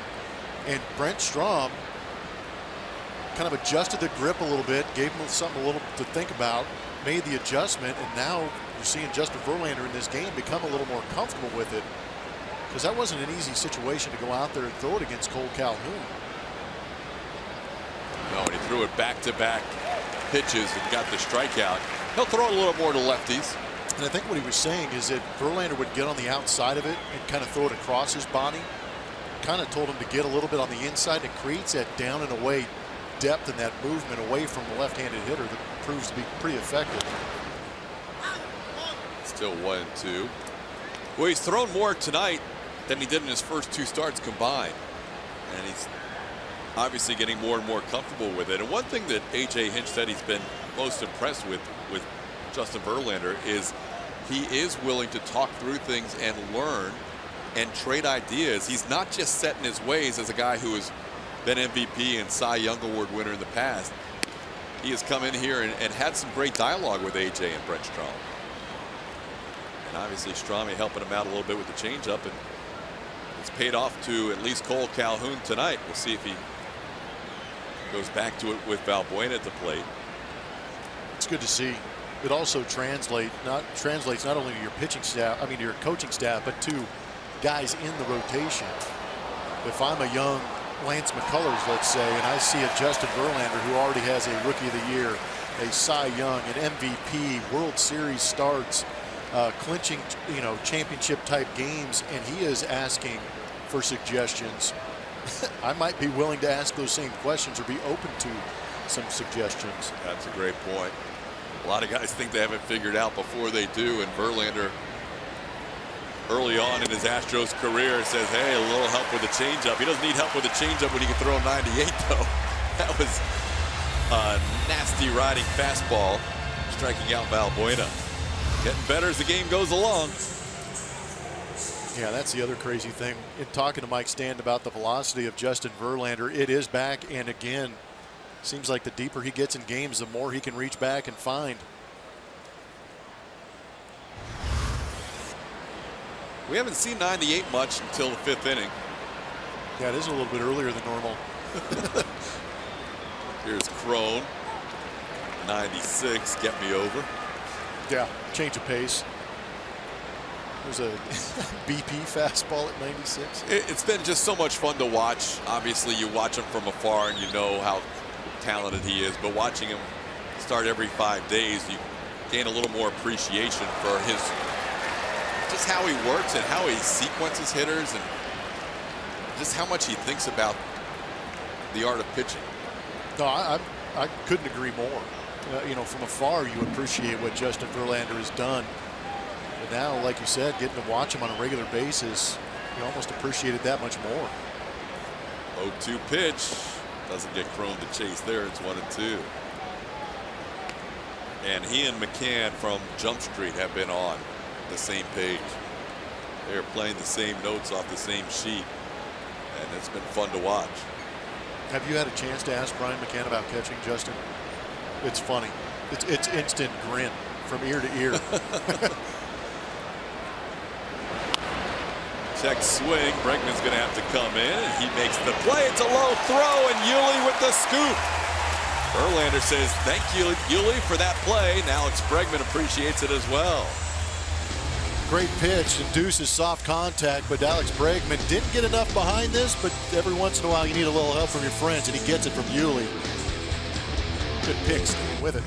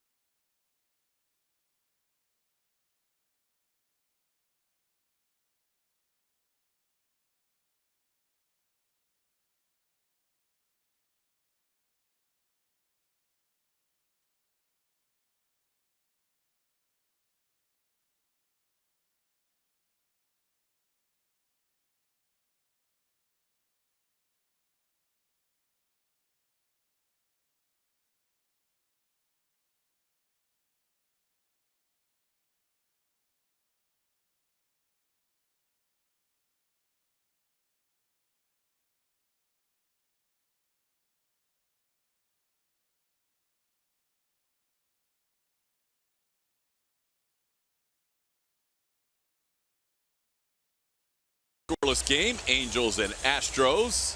Astros coming to bat with Yuli Gurriel leading things off. He has been on a nice roll lately with that average approaching 300. Oh, he's been doing a great job getting some clutch hits, driving in some runs. We'll talk about it all year, the high exit velocity. He is aggressive when he's in that box, and he's looking to get that barrel on the baseball and does quite frequently, especially here late. one of the few guys that has any success against Garrett Richards, even though he grounded out his first time up. Usually a couple of hits the last time Richards started against the Astros. As Garrett delivers the first pitch, it's a swing strike, 0-1. Astros only had 4 hits in the 5 innings of work against Richards in Anaheim, and tonight just the one lone hit, a double by Josh Reddick the other way.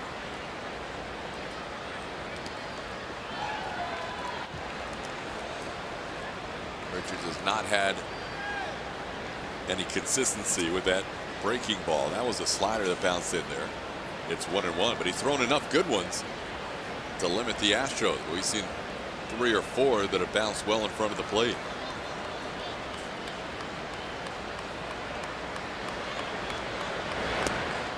There's a good one. It's 1-2. Richards in good shape with his pitch count, 57 pitches through 4 innings.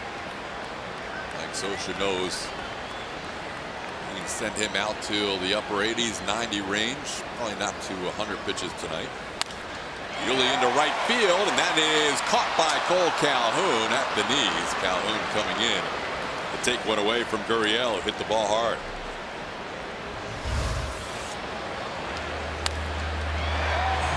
Stays on it, trying to shoot it the other way. Calhoun had other ideas.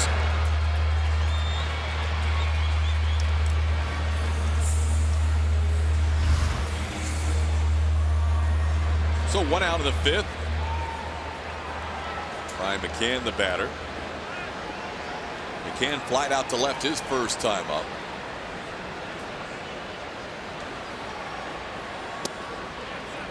McCann has just 1 career hit and 7 at bats against Richards, but it is a home run.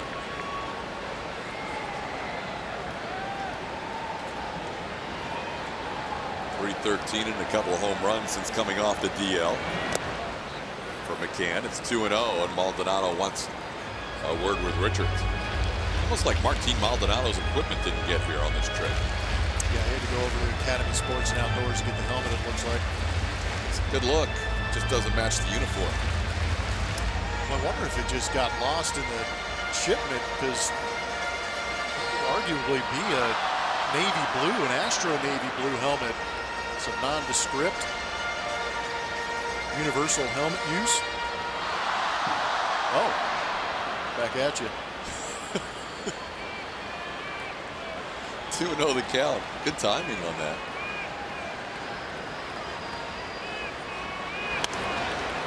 Can fouls one away.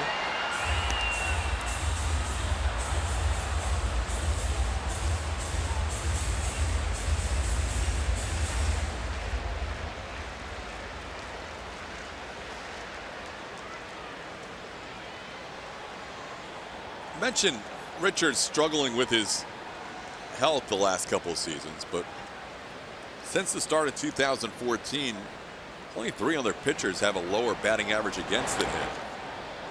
You're talking about some of the game's elite since the beginning of 14. Just Chris Sale at .218, Corey Kluber .219, and Marco Estrada .220 are better than the batting average against Richards, which is .221.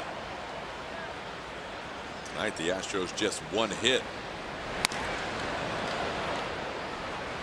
in 13 at bats against Richards. But on the other side, George Springer's teammate hasn't allowed much either.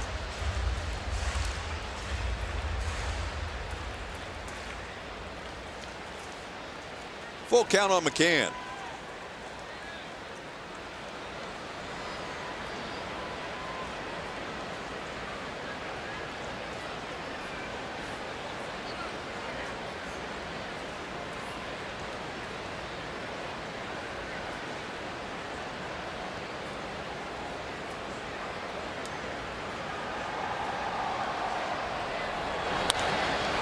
Popped up. Maldonado near the screen, and he can't make the play because it's beyond the screen. Not 2 rows deep. McCann gets another life.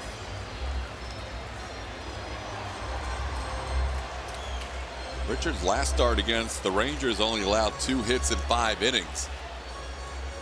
So he is gaining strength, pitching deeper into games, and been very effective here for Mike Scioscia. They have needed a boost in their rotation. That has been one area that has not been consistently strong this year.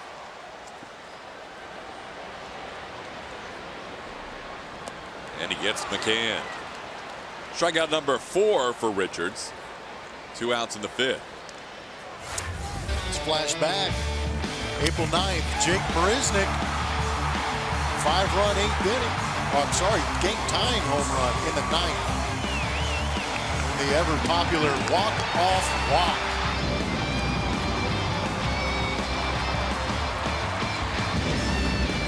They've been playing such good baseball throughout the course of the season. But early on, it was late-inning heroics. Gaddis had a 3-1 pitch that he swung at. Might have been ball 4, then took ball 4 on the 3-2 pitch. Astros have not had a ton of walk-off victories this year, just 3. Yeah.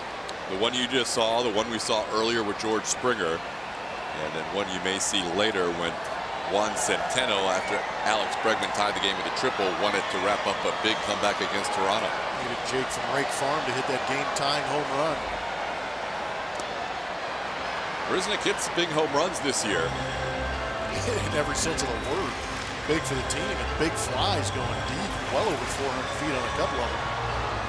Shortly he'll get that cast off. Not sure if we'll ever see him in the postseason, but he's going to do everything he can to at least give it a shot. Hey, keep those legs fresh. You never know. Pitch is a called strike. Gaddis. If Jake comes off the DL and can make an appearance in a postseason game, that means the Astros have played extremely good and got deep in the playoffs. Yeah, more than likely it wouldn't be till the World Series, if then. But we'll see. Strange things happen in the postseason. 1-2 pitch, swing and a miss. Richards continues to look very good. He has struck out 3 of the last 4. We're scoreless through 5.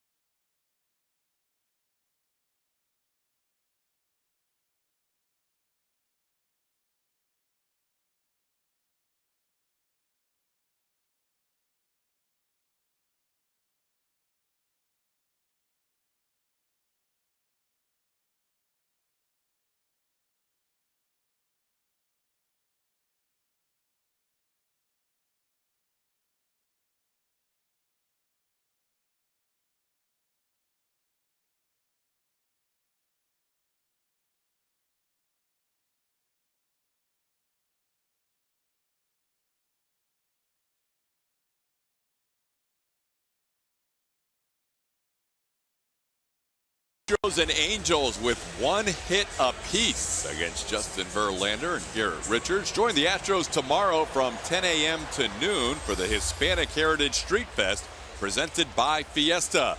The festival will have live Latin music, traditional Spanish dancers, games, food trucks, and more. Visit Astros.com/Hispanic Heritage for tickets and info. Change in the 6th inning as Justin Verlander gets ready to work to Martin Maldonado, new right fielder for the Astros. Derek Fisher takes over for Josh Reddick. We'll let you know as soon as we possibly can. First ball that Maldonado sees, he hooks foul. Pretty well hit, one of the better struck baseballs of the night by the Angels, but Maldonado had it in front of him. Just trying to look back. Josh doubled in the first inning, popped out. Second AB in the fourth. Kind of came sliding in on that play that Altuve snatched that fly ball down the right field line. I don't recall anything that really jumped out at me as far as nagging Josh Reddick to get him out of this game. Well, nothing jumps to mind either. Hopefully it's the same thing that Avisaíl Garcia dealt with. Yeah, that's fixable pretty quick. A little stomach discomfort. But we'll find out. As soon as we hear, we'll pass it along with Josh Reddick out of the game. Verlander with a count of 0-2. Got Maldonado to ground out his first time up.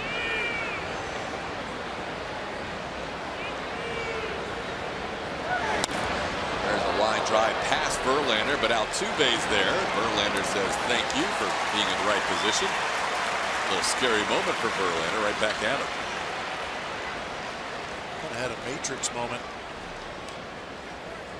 Swinging changeup off the bat. Looks like it was off the end of the bat, but everything happened all of a sudden in slow-mo.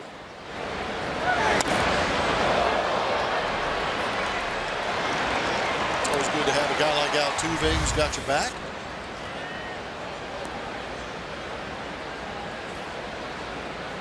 Verlander faces Cole Calhoun, who saw one of the more nasty sequences from Justin his last time up. Finish him off with back-to-back changeups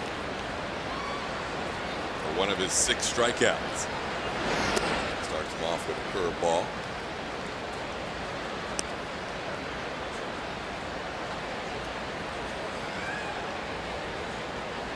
Calhoun owns the lone hit for the Angels. Led off the game. Brandon Phillips led off the last time the Angels faced Justin Verlander with a double, and then Justin locked it in from there. Foul ball on a play. It's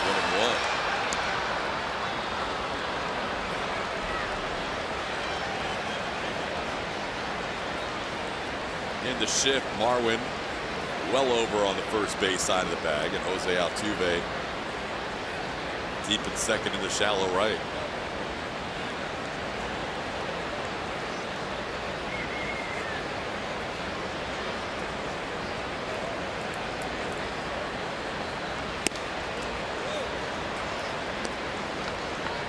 Verlander pitching that clinching game on Sunday, 3rd time in his career he has pitched his team into the postseason. And in the postseason, he does have 2 Game 5 clinchers, both coming against the Oakland A's in 2012 and 2013 in the ALDS Game 5s.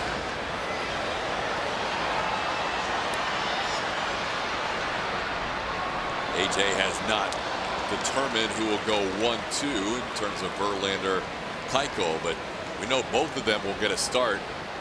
If the Astros are the 1 or the 2 seed in the American League, both of them will get a start here at Minute Maid Park. The postseason will begin 1 week from Thursday.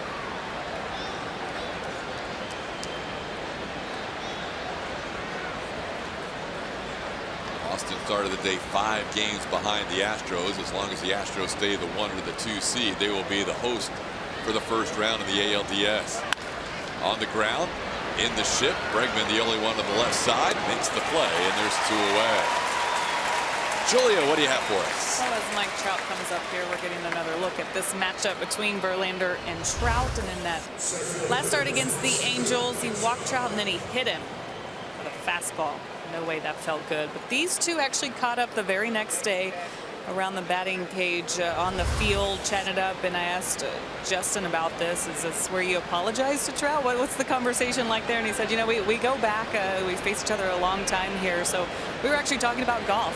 He said that Trout told him he hit a hole-in-one here recently, and of course he did, is what Justin said. Of course Mike Trout got a hole-in-one, so they talked a lot of golf after a quick apology and then quickly moving on. That's baseball, guys. That is baseball, Julia. Of course Trout had a hole-in-one. This guy probably turned around and hit left-handed and had a hole-in-one on the back nine. probably did it with like a persimmon wood, like Happy Gilmore style. For the 3rd straight at bat, Trout is down to Verlander 0-2. That's the way to get Mike Trout out. Dropped in a breaking ball there. They get to 0-2. Trout has struck out and grounded out.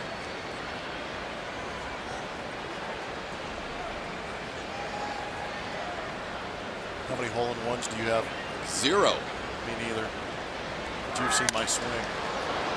0-2 pitch into right field. Fisher now in right makes the play, flips it to the crowd. Justin Verlander, another 1-2-3 inning.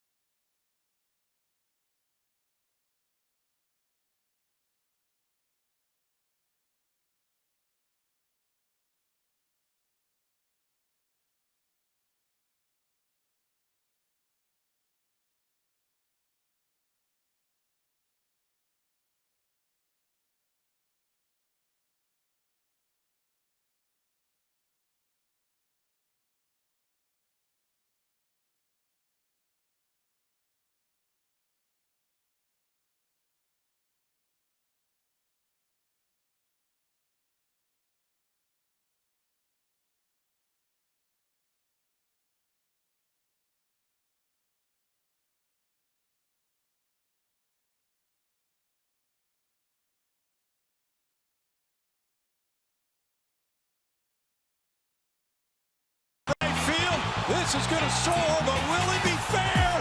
Marvin Gonzalez has hit a grand slam. What a moment early in the season. The Astros doing it against the Texas Rangers with a big come-from-behind victory on May 2nd. That was a 5-run eighth. Astros win that game 8-7. Bill Brown on the call. Marwin, the beginning of many big moments for him with the Astros in 2017. There's no way I thought Brownie's voice was going to bounce back from that call. He was letting it go. Astros jumped down by winning the first 3 games. There's Brownie. A little still photography tonight down in the camera well. Tony Kemp leads things off. Takes a pitch for a ball, 1-0. Astros started that series by winning the first 3 against the Rangers. Took 3 out of 4 in their first battle for the Silver Boot. The Lone Star Series continued in Texas, where the Astros swept the Rangers. At one point, they led 6-1 in the season series, but it's become a little more close as the season has progressed. As Brandon Phillips throws out Tony Kemp, route number 1 in the 6th. His time to play and is brought to you by Toyota. Most runs responsible for versus the American League West. And George Springer putting his name out there at 77. Counts up all the runs and RBIs minus the home runs. Still a pretty big number for George Springer out of that leadoff spot for the Houston Astros, leading the way in that clinching of the American League Western Division. Springer on the year with 103 runs scored, 3rd in the AL. 79 runs batted in as well. George is flied out and grounded out. There's some close competition in that race to win that title this year. He's got Nelson Cruz and Robinson Cano for the Mariners within a couple. George leading the way with 77. 0-2 the count. Astros are 1 for their last 37, going back to last night's game.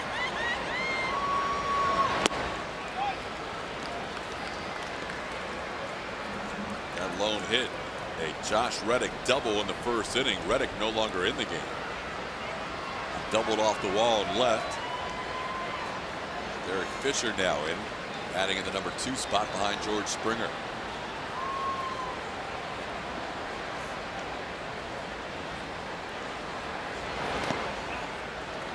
George did not chase there. It's 2-2.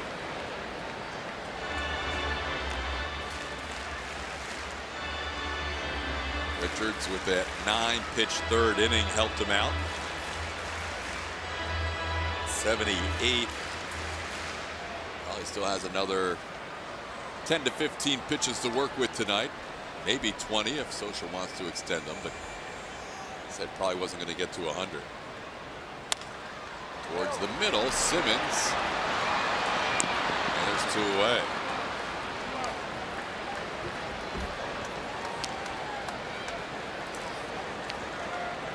I'll bring up Derek Fisher.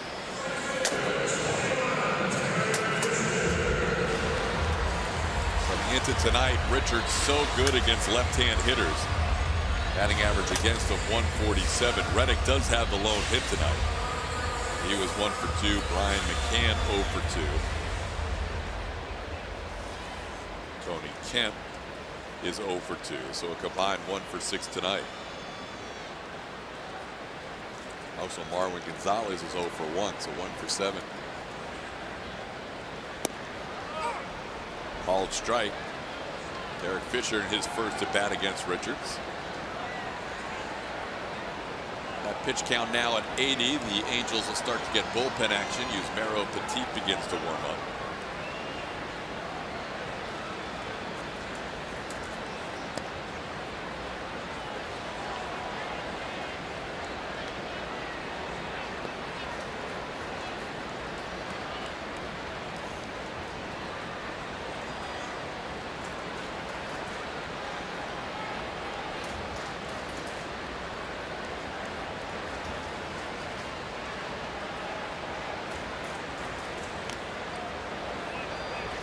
Fifth start of the year for Richards with these innings tonight. He has that ERA sitting around 1.5. It's 1.52. And he's up to 23 and 2/3 innings, only allowing 14 hits.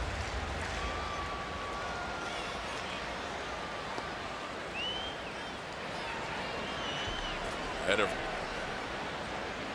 Derek Fisher, 1 ball and 2 strikes.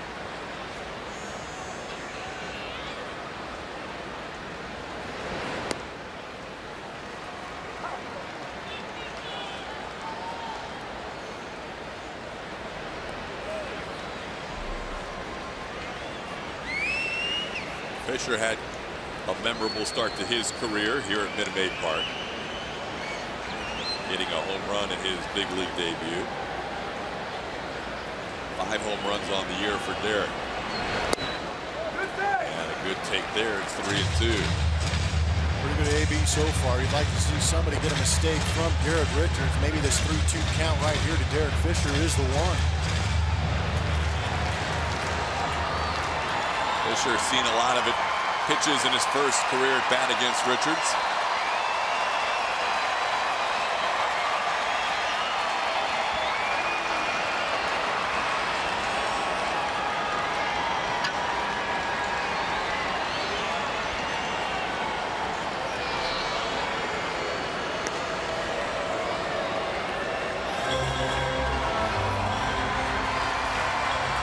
Up and away for 4 pitches, and that slider down and in, and Fisher would not fish.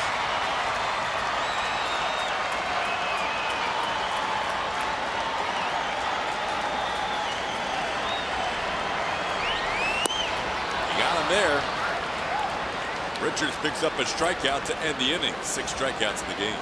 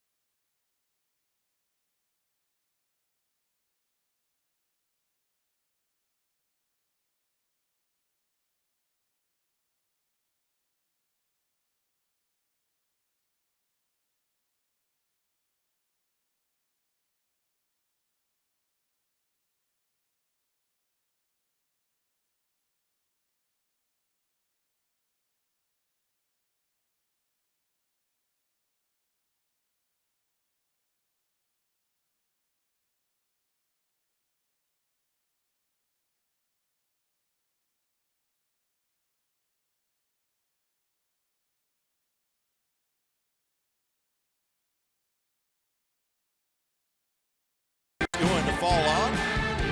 Justin Verlander, of course, it's his day. His last 10 starts, he is 8-1 with a meager 1.70 ERA. 82 punch-outs in those 10 starts, only 13 walks. It was his best 10-game stretch since 2011.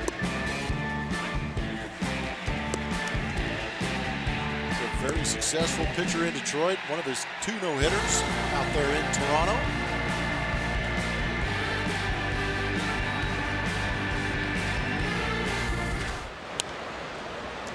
Saying something, best stretch since 2011 when he won 24 games.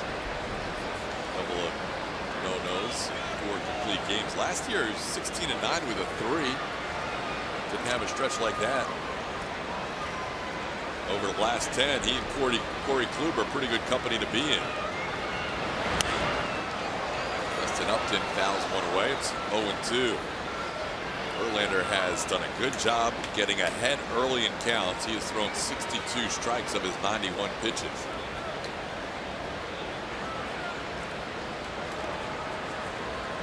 Mention the walks that he dealt with earlier in the season with the Tigers. His pitches per inning this year at 17.2 pitches per inning, the highest for him since 2008. It's a long time, but with the Astros, he's been right on 15 pitches per inning, and he's right there again tonight, 89 pitches through 6.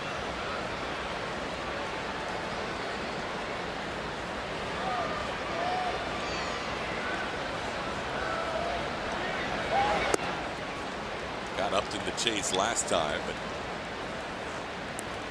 holds up there. It's 2-2. Upton has struck out twice. Verlander has struck out 6 in this game, has walked 1, and allowed just a leadoff hit to Cole Calhoun.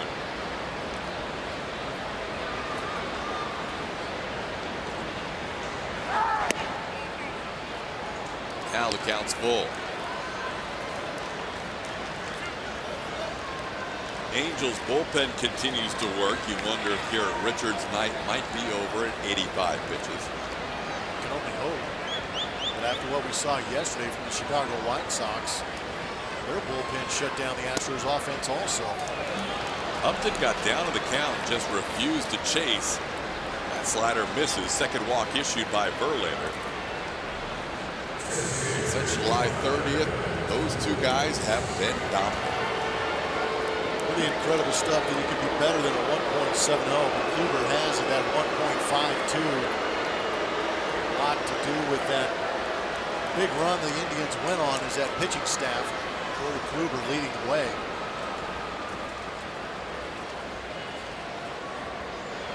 Verlander now facing Albert Pujols. Pujols is flying to right and walk.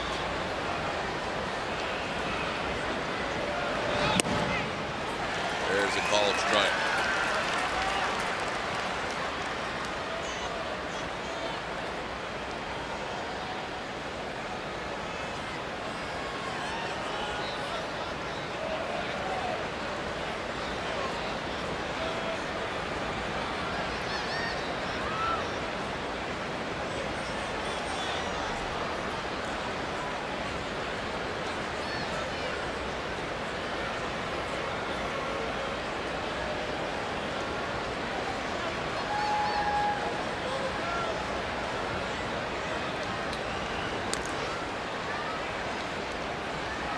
Has stolen 11 bases this year in 16 attempts.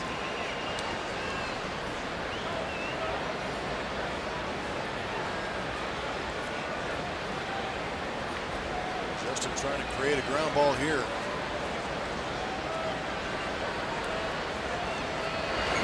There's the ground ball. Bregman to Altuve. Altuve takes his time and turns the double play. There's the ground ball you were looking for. Pujols hits into his 26th double play of the season. Got plenty of time on that. Good pitch, getting Albert out in front to roll that thing over to Alex Bregman. As soon as that good feed was made to Altuve, he had plenty of time to get out of the way and make a throw across. Upton could have been called for an illegal slide. He did not maintain contact with the bag. I agree with you. Altuve had plenty of time to get Pujols.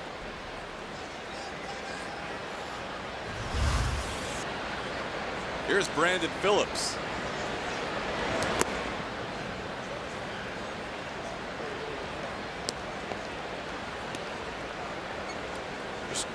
Just got word that Josh Reddick left today's game with lower back discomfort and will be evaluated day to day.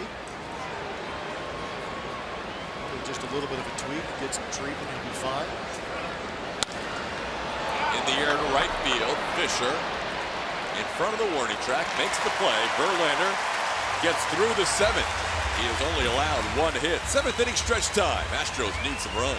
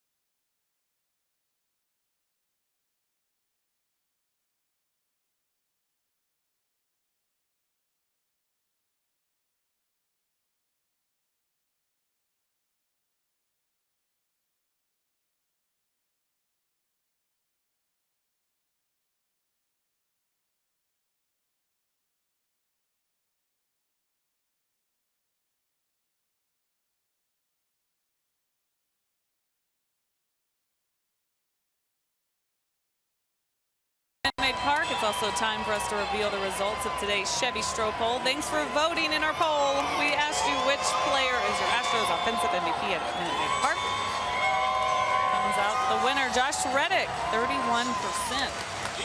Taking it from Jose Altuve, who finished in second there with 28%. Remember to follow us at ATT Sportsnet SW. You guys were right along with the people. With the people. You have to have a pretty good year if you're going to win some sort of category over the AL MVP. That is true. Josh Reddick with great numbers here at Minute Maid Park. Jose Altuve with great numbers overall, but his numbers even better on the road. New pitcher for the Angels, Yusmeiro Petit. I just hope that the change of pitcher on the mound changes this offense a little bit, gets them fired up and gets them going. Yusmeiro Petit is not similar to Garrett Richards in the sense that his fastball comes in just under 90 miles an hour. Also has a cut fastball, curveball, and a changeup. So hopefully the Astros can be patient, get a good pitch to hit, and start to lay into some of this Angel pitching to back up what Justin Verlander has done in this game. Only one hit allowed by Richards. He was outstanding tonight as Petit delivers to Altuve and misses for ball one. Astros offense since the home run by Brian McCann last night in the third inning is in a 1-for-39 freeze. That's an opposite field double by Josh Reddick, the only hit in the last 13 innings of work.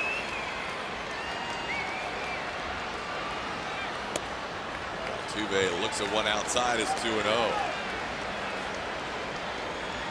Petit struggled in his last outing, his first loss of the year. He'll go multiple innings and he'll pitch often for Mike Scioscia.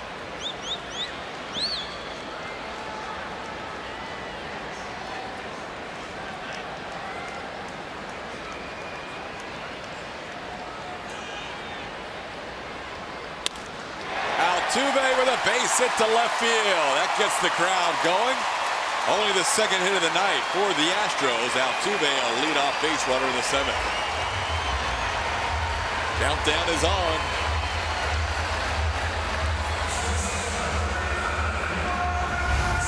2-0 count. Jose Altuve aggressive, gets him a fastball up out of the plate that he can hit. Breaks it into left. He actually got a little bit too quick on that, hitting off the end of the bat. But it knocked nonetheless.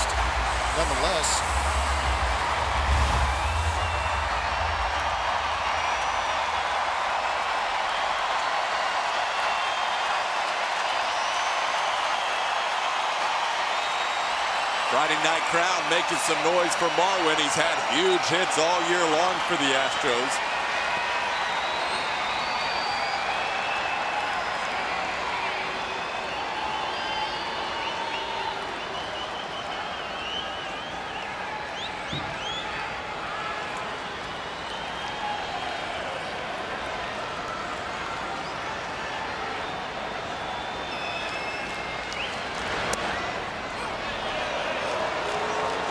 It's strike one.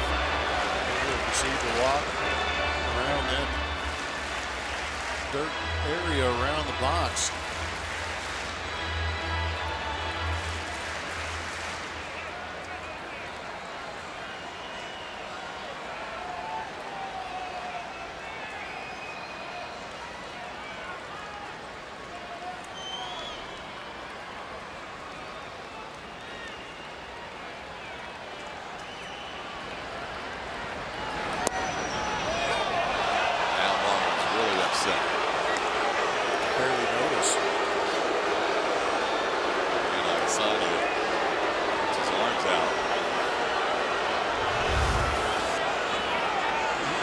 Out of the dirt, certainly. First one, yeah, I'll give you that. Second one, just over the nape of the knee. First one was pretty far off on the MD Anderson strike zone. Well, Marwin feels like it should be 2-0. Instead, he's in the hole 0-2.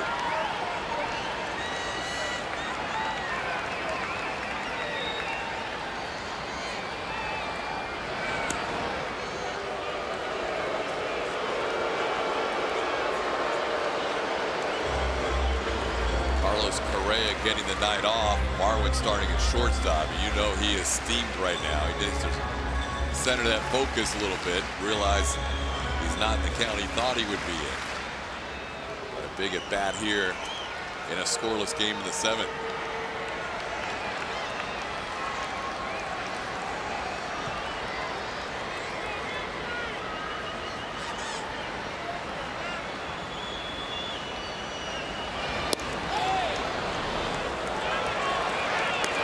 Take. He tried all the edges of the strike zone. Marwin finally gets a call in his favor.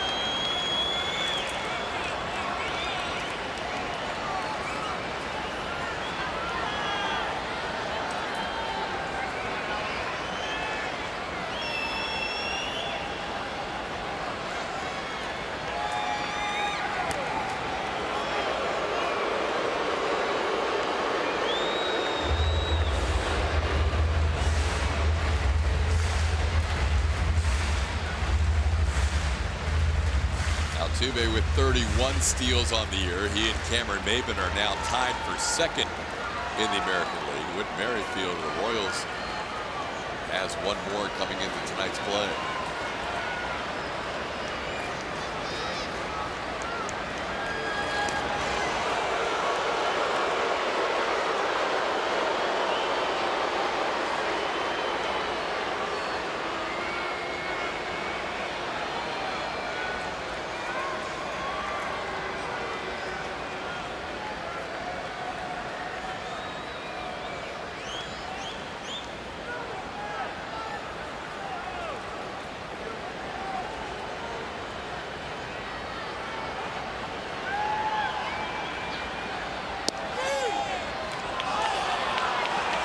Third strike. Marwin's going to get tossed as he draws a line in the batter's box where he thought that pitch was.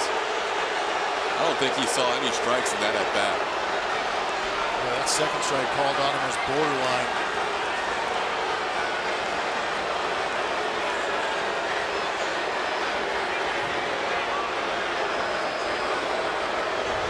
It's been a rough couple of days for the Houston Astros offense. That is off the outside corner by quite a bit.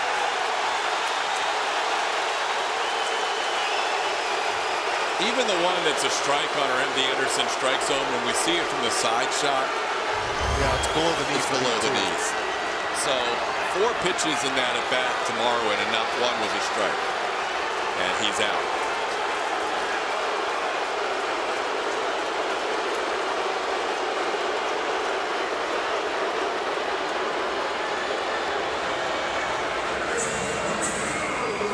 Well, off night for the birthday boy Carlos Correa. We'll see if that's who AJ Hinch goes to. Apparently AJ was tossed as well.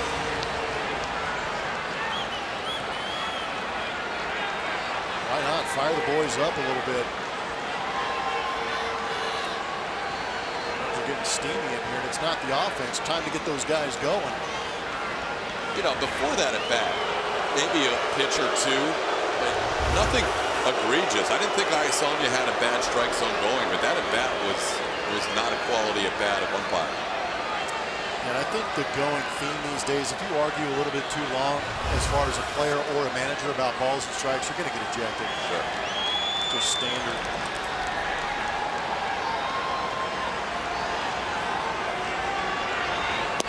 Bregman takes a strike. Again, there's no recourse for a player or a manager as far as arguing the fact that the ball's good 4 inches off the outside corner, so you just got to kind of wear it. Marwin drawing that line is what probably got him tossed, but you can understand his frustration as Alex Cora takes over the reins.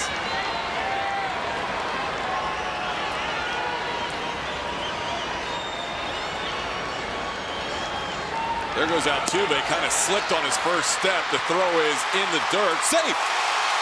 Altuve able to beat it. Didn't get his greatest jump ever, but he picks up his 32nd steal of the year. It's almost as if he was anticipating getting thrown out. Because Maldonado had that baseball in his hand for plenty of time. Bugs bunnied it over there when he was spinning his wheels trying to get to second base, but goes the outside part of the bag, and with that ball having to be picked by Brandon Phillips, unable to get that throw down or the tag down in time. Altuve now tied for the American League lead in stolen bases.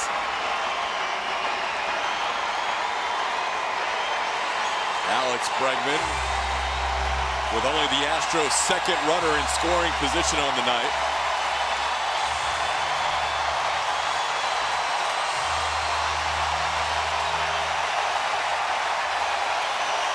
Crowd is standing in a scoreless game in the 7th.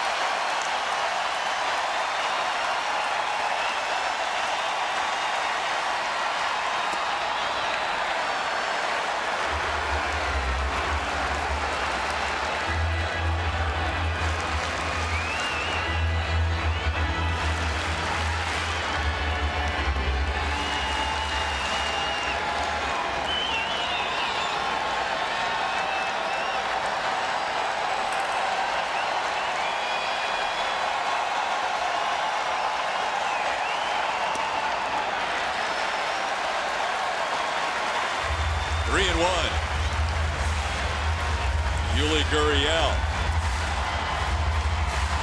looms on deck.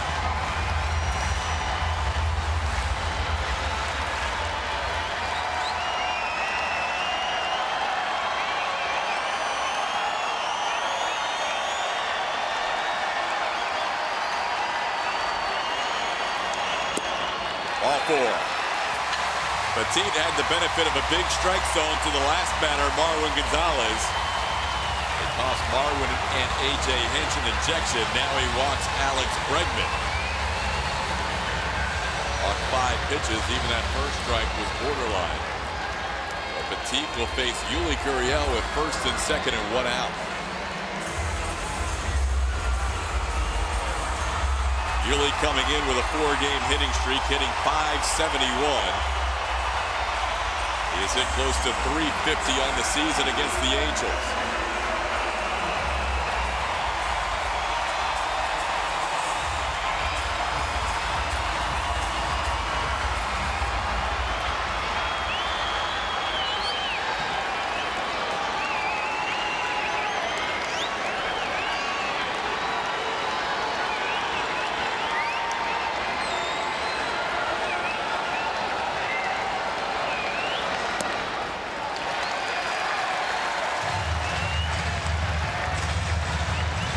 say that Petita's missed with 10 in a row.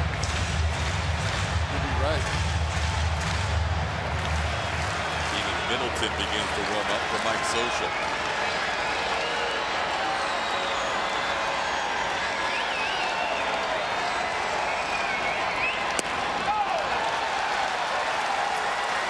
Petite not throwing strikes with his Justin Verlander fired up, clapping along with the fans. Love it.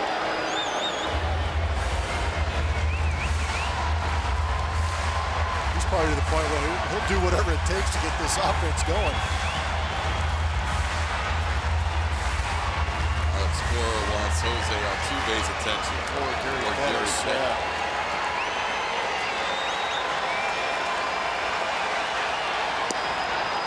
There's a strike, 2-1.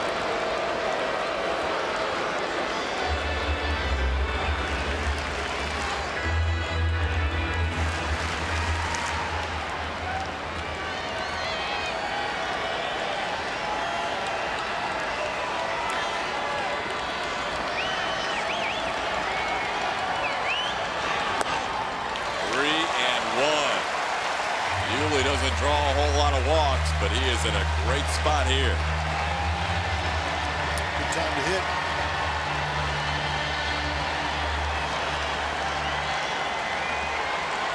Oriel has drawn 19 walks, 501 ABs. Ball into the deep left center field, all the way back.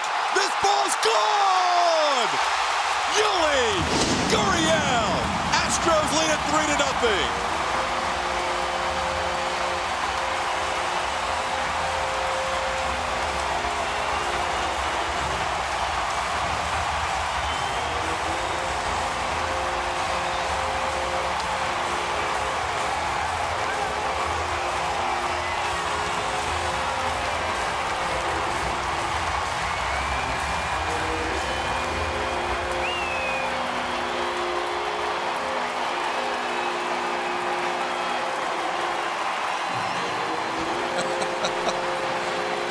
On his birthday is loving up Yuli at La Pina hairstyle.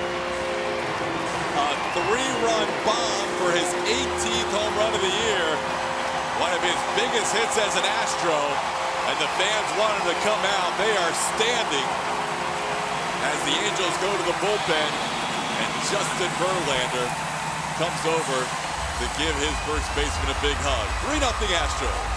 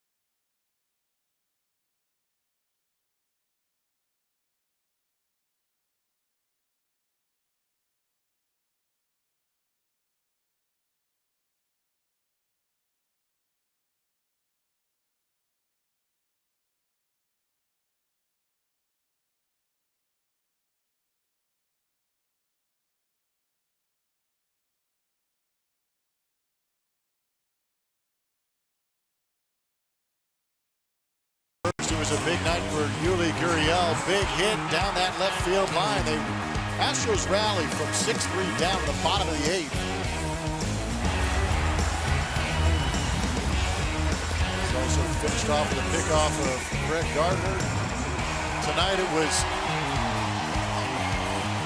It was Yuli going deep on our Mattress Firm Super Mode to left field.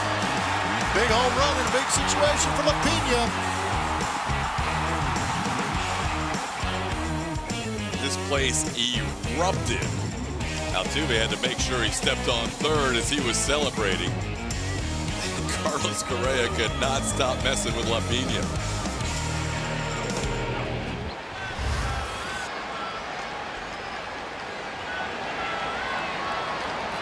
Here's Brian McCann.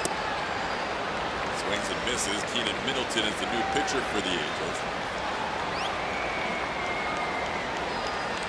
Keenan throws hard, 61st appearance.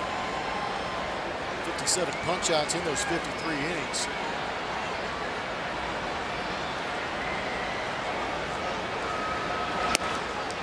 Fastball up high, it's 1-1. McCann is flied to left and struck out.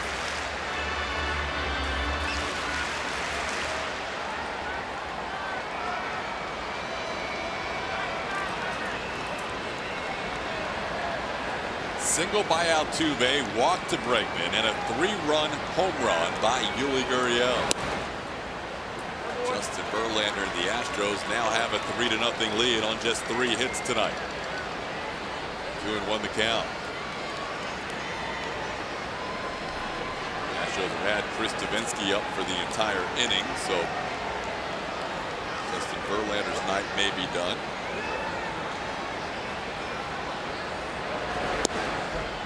He's at 99 pitches, but he looked pretty relaxed over there in the dugout with a towel around his neck.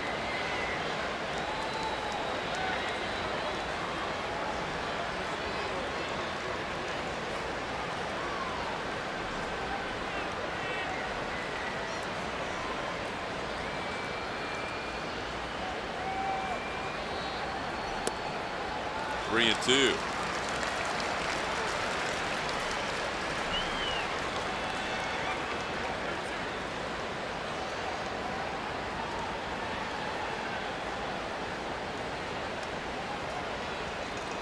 Sit on that heater.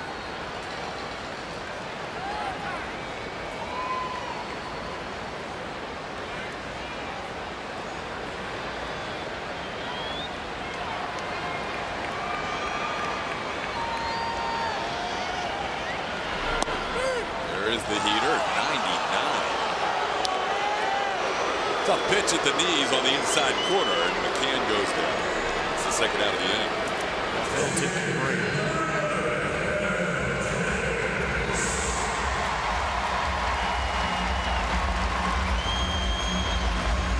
24-year-old right-hander facing Evan Gattis. Gattis, the DH tonight, is lined out to left and struck out.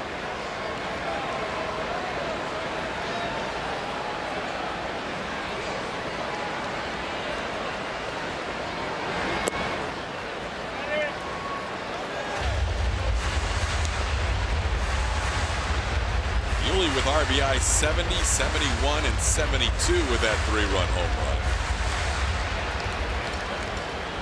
18th on the season. He still has an outside shot to get to 20.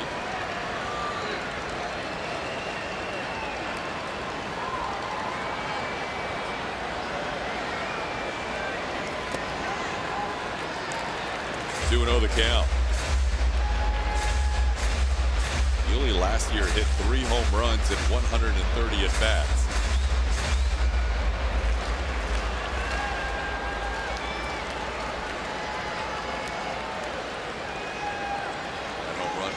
Back on the precipice of 300. He's at 299 once again.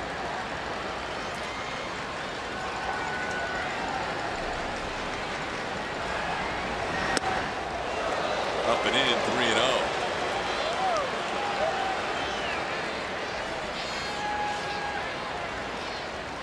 It's amazing that a guy can go 3-2, paint 99 at the knees, and then just lose the strike zone.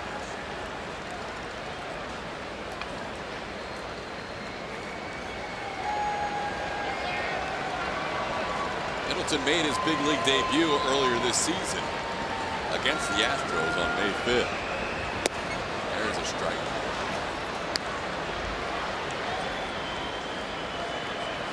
Three and 1 the count.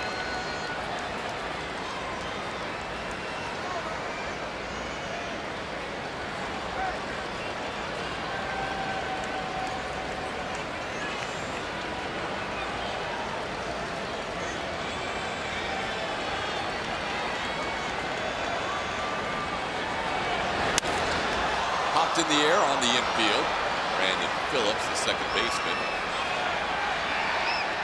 The inning ends, but a big 3-run spot. It was off the bat of Yuli Gurriel, deep left center field when his team needed it most.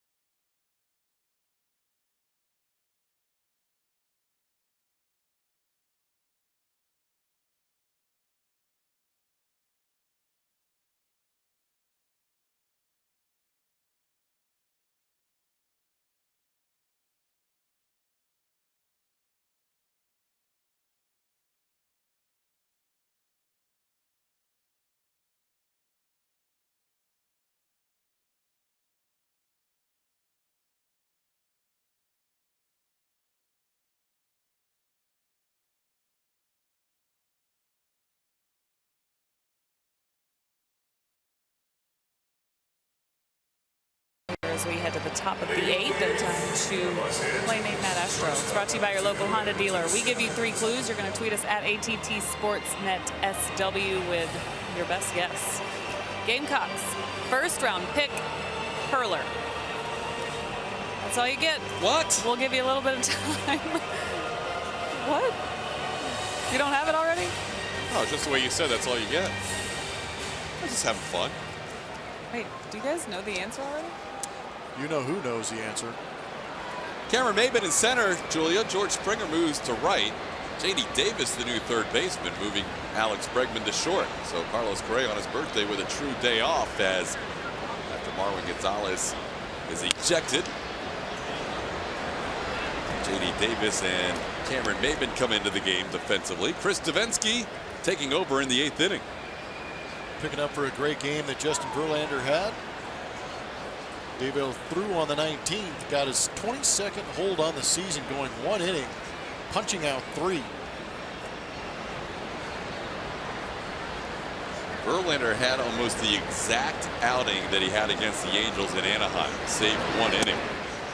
He allowed a leadoff base hit in that start in Anaheim, and then went 8 innings without allowing a hit. Tonight, he allowed a leadoff base hit to Cole Calhoun and then went 7 innings without allowing a hit. 15 innings of 2-hit baseball. That's it. And the leadoff hitter both times. Another 6 punch-outs for him also. Pretty amazing. Last time he had a walk and a hit batter after that leadoff hit the rest of the way. Tonight, a couple of walks, Pujols and Upton. Verlander has been absolutely dominant in 4 starts with the Astros. Little check swing. Simmons frustrated as Devo throws him out for the first out of the 8th inning. So that outing we were just talking about, Justin Verlander for the Houston Astros giving up that leadoff hit to Cole Calhoun, and that was it the rest of the way. 7 innings, 1 hit, no earned runs. He had 2 walks, only throwing 99 pitches. It's a mild afternoon for a guy like Justin Verlander, but we saw him touch 98 with that fastball. We even saw some changeups mixed in there that proved to be pretty effective. Threw a changeup to Valbuena with the back-to-back changeup to Cole Calhoun for the strikeout to end the 3rd inning. That was most impressive. Valbuena wasn't sure if that was on the corner or not. He takes a strike. Verlander ended up striking out Valbuena in the 5th inning. That was his final strikeout. Ended up with 6 strikeouts to go along with that 1-hit baseball over 7 innings.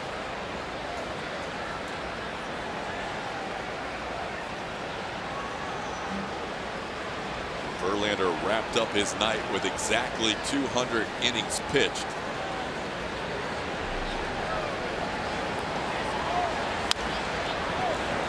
Stefanski ahead of the count 1-2.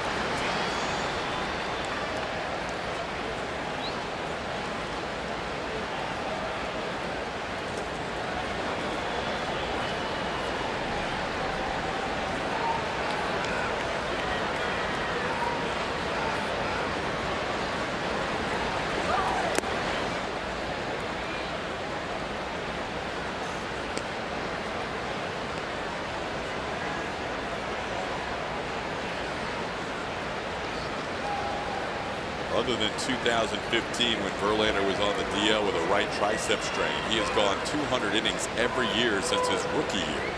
10 of 11 seasons. Is consistency good in this game? That's incredible. A high of 251 innings in a 24-win season in 2011.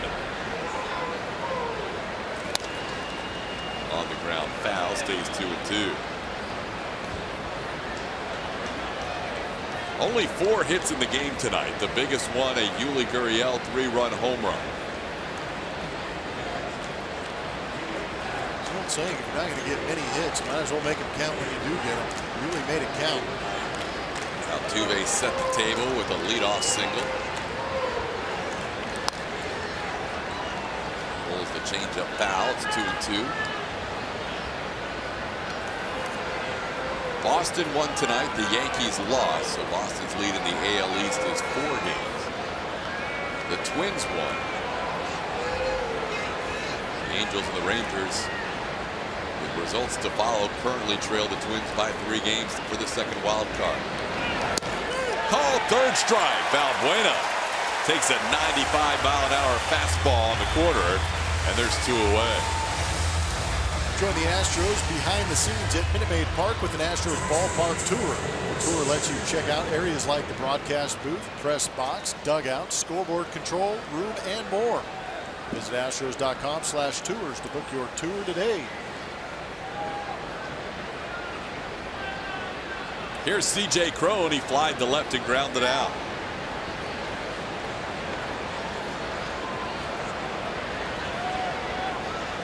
And a strike.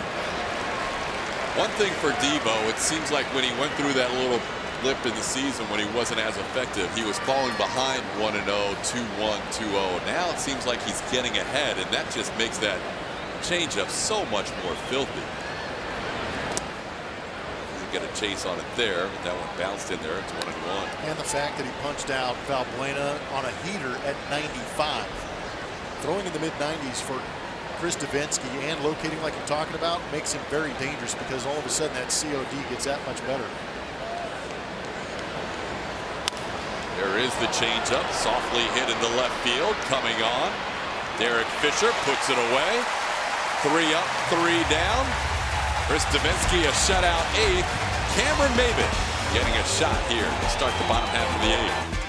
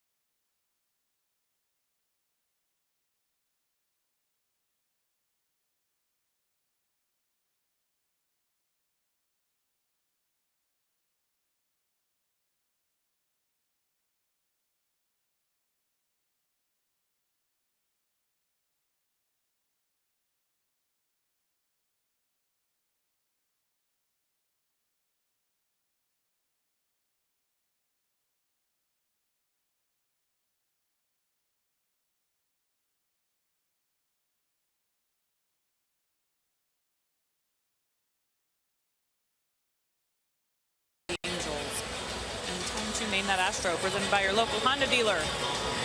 We didn't give you much time today, so we hope that you were quick in tweeting us at ATT Sportsnet SW. These were your 3 clues. I feel like you guys cheated up there. Brian Williams is the answer.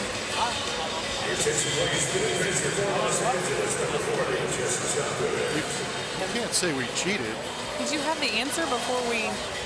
I had it on the second clue.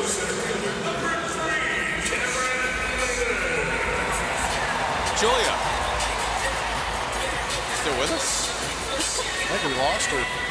I'm in here somewhere.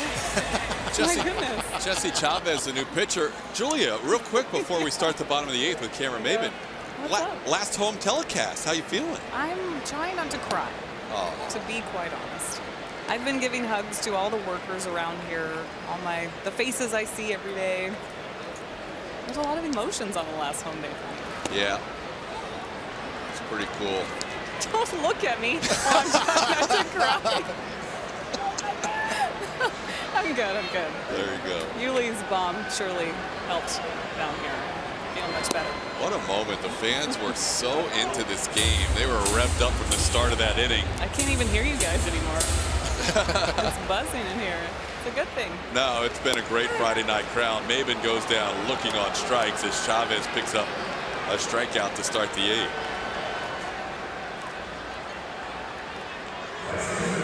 They were fired up in the 7th inning. And a runner on and 1 out when Alex Bregman was batted. I don't remember many games this year in a scoreless game in the 7th where fans were standing with a runner on first base and 1 out in the 7th. It was a cool moment to see these fans who have been so appreciative of their team all year long and got to share a division clinching Sunday here not too long ago, 5 days ago to be exact, and that was cool. They were revved up. If you live in the vicinity of Houston and you follow the Houston Astros, you know they're going to score in the 7th. That's what they do. That's a good point. 7th inning magic again tonight. But it is great as a fan to stand up and cheer in a moment where you know that they need to get something going and they get it. The team answers. It's a lot of love on both sides. Foul tip. It's 2-1 to Springer. We have good mound visits. We kind of grade those out sometimes. That was a good ejection for AJ tonight. Yeah. Who knew? Get AJ out of that dugout. Everybody loosens up. You could go play baseball. Ball to short. Simmons makes the play for the second out. The most popular way to follow the Astros postseason push is MLB.com @bat, the #1 app for live baseball. Enjoy game day, video highlights, StatCast, news, and more. Download MLB.com @bat today.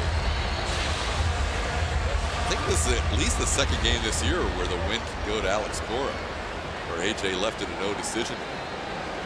Yeah.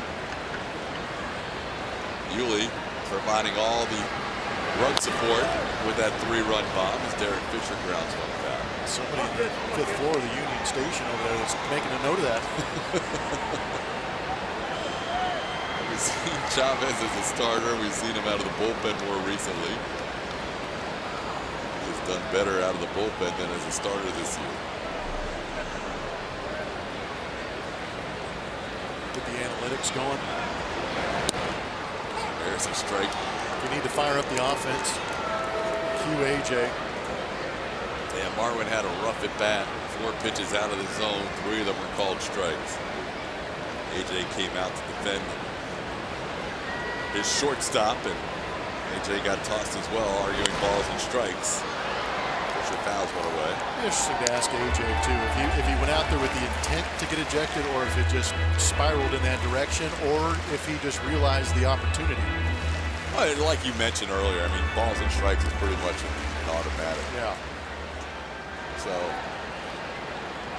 Yeah, he definitely didn't go out there to defuse the situation by any means. Fisher batting for the second time after taking over for Josh Reddick. There's a good diving play by C.J. Cron as he robs the rookie Derek Fisher, who is bidding for a base hit.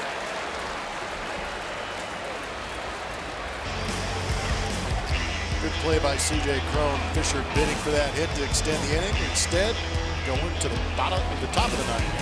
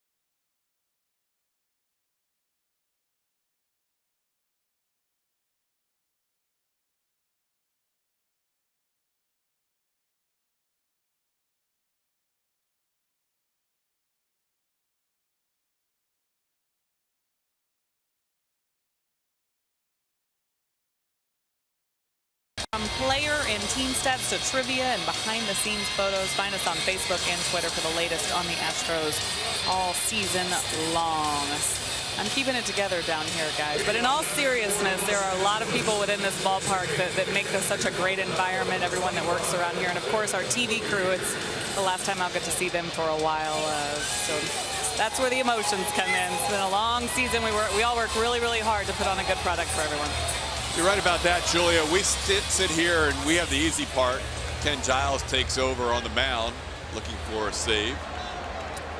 Picked up his 32nd save on the 19th against the Chicago White Sox. The bottom line is very good for Ken Giles.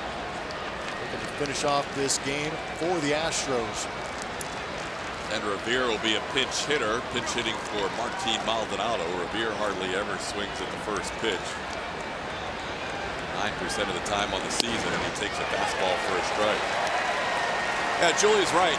Plummer, you and I, Julia, we get all the notifications and all the accolades on social media and when we see people in person because we're out in front of the camera. But the only way we do this job is because of all the men and women that put in hours and hours of work to get our broadcast ready for what looks like an easy process, but they make it easy for us. No, they make it really easy. We do appreciate everything they do, and they do have to show up many hours earlier than we do to make me sound good.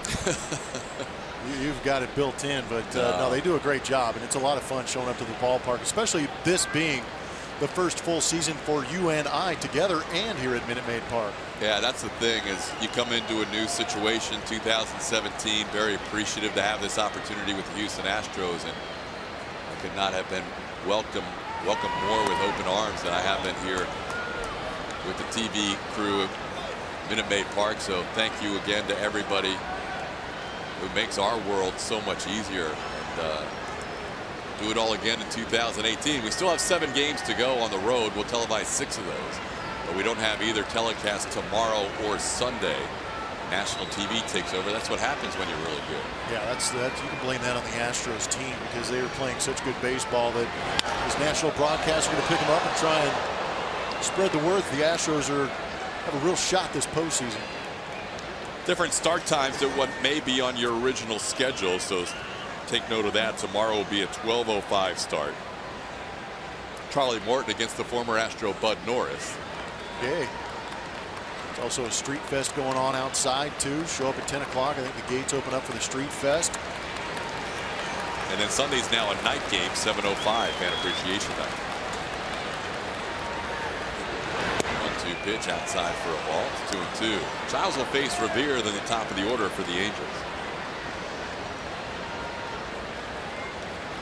Lots of good memories here at Minute Maid Park in 2017. Might not have been a better scenario to clinch a division than what we saw on Sunday. Afternoon game followed by a day off.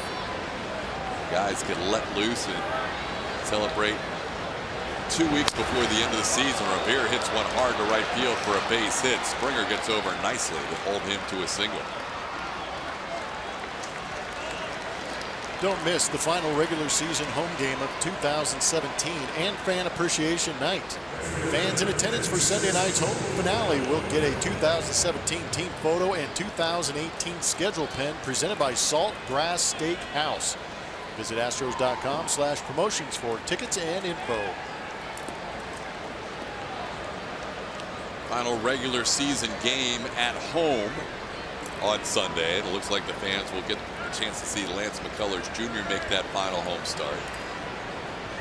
Should see Lance again get a start on the road as well, but they were TBA before today, but Lance feels fine, ready to go.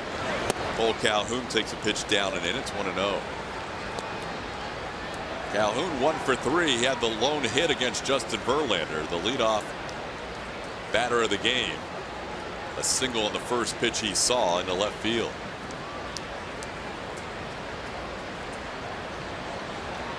After that, only 2 other Angels reached base. Pujols a walk in the 4th and Upton a walk in the 7th.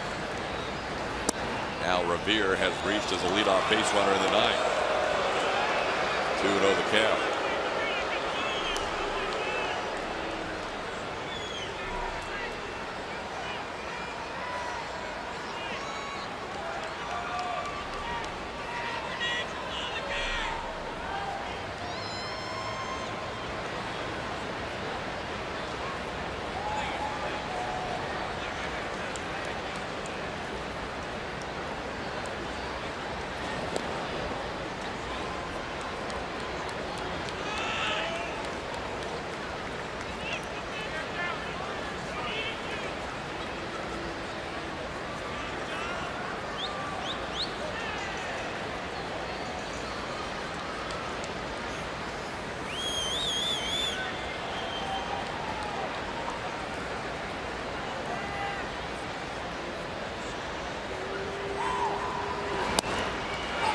There's a strike, 2-1.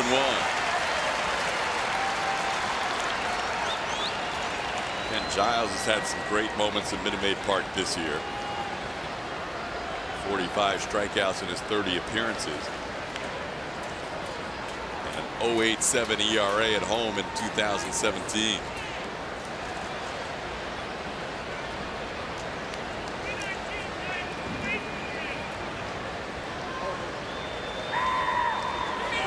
Runner on the move. The pitch is low. The throw is not quite in time. Revere ends up with a steal.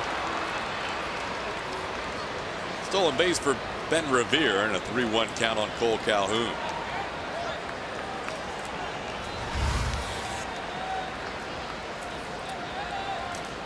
Run doesn't mean anything right now.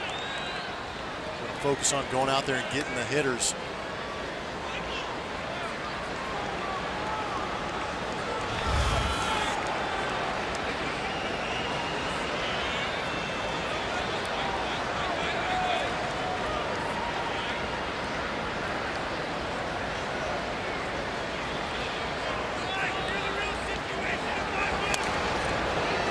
Counts full.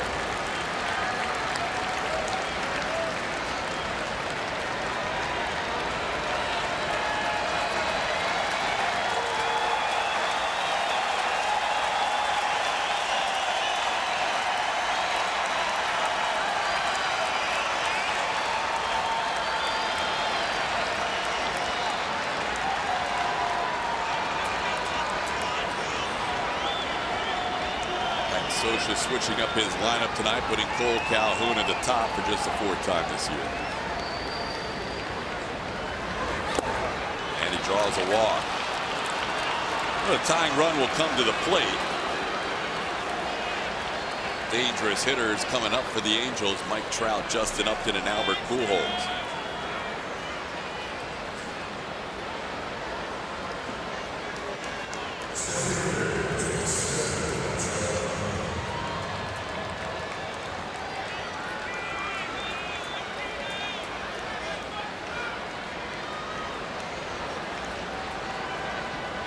Trout is 0 for 3, is struck out, grounded out, and flying to right.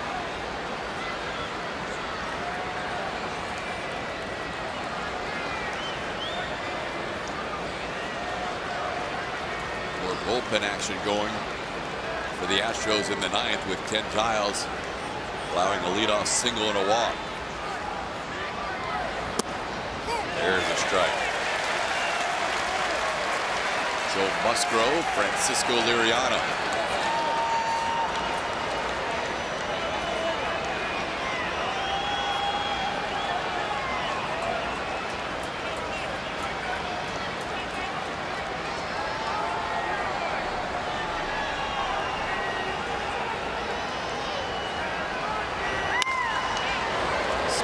Foul down the third base side. Foul then 0-2. Trout still not qualified for enough plate appearances to be amongst the league leaders. 3 shy coming into tonight. Probably get there by the end of the series if he plays all 3 games. When he does qualify, he'll be first in slugging, first in on-base percentage, first in OPS.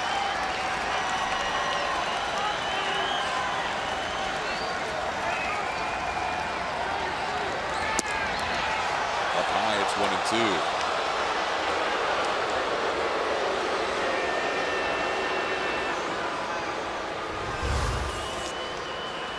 Ball's up and out off the plate.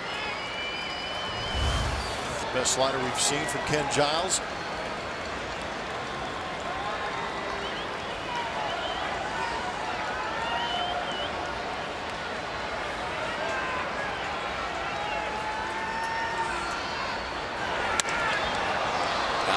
Field side, slicing foul.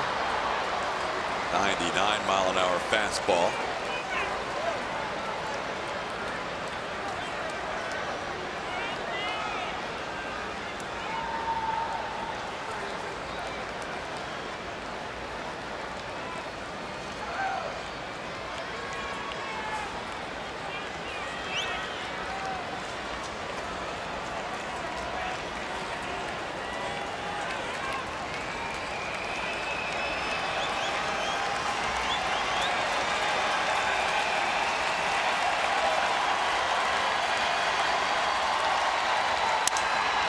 towards Altuve. He lets it bounce, flips to Bregman. They're going to make a play to third. Revere in a rundown. Bregman is going to make the tag. Double play. Altuve, Bregman, Davis, Bregman for 2 in the top half of the 9th inning. It's not your standard double play, but this ain't your standard team either. That was heads up all the way around. Trout was hustling out of the box. But with that shallow line drive, both base runners at first and second had to hold up. So they get the lead runner, and Bregman heads up, understanding that Revere is not all the way to third base, gives it a shot, and it works out. Like Socha wanting to see if they need to challenge this, and Bregman stepped on the bag before he made the throw. He did. Socha's just conferring with his people on the replay, but Bregman had great footwork there, spinning and touching the bag before making the throw to third. He's going to have him look at it.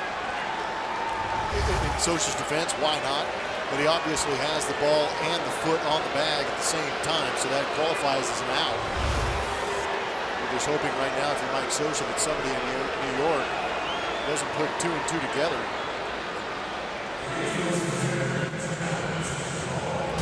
Houston Astros baseball on AT&T Sportsnet is presented by Southwest. Yes to low fares with nothing to hide. That's transparency. And by Toyota. Let's go places. Altuve's decision was an interesting one. Had he caught it in the air, Revere had started to make his way back to second. So Altuve's thought process was, if I catch this in the air, I might not be able to beat him to the bag. So you only would get one out there. So he lets it drop. They get the force at second, and then Revere was hung up between second and third. Then Revere had no chance on that play. No, the base runners were just in no man's land. I think what the Angels saw was Bregman's foot not on the base on the original toss, but then he steps on the base to make the throw. Because the initial is he comes across when he catches it, but like you said, as he turns back across, you couldn't see it on that replay. He steps with the lead foot on the base as he's throwing it, and everybody's out. Great double play turn by Altuve and Bregman. They give an air high five to each other. That's where Socha was arguing, but that toe of Alex Bregman gets on it.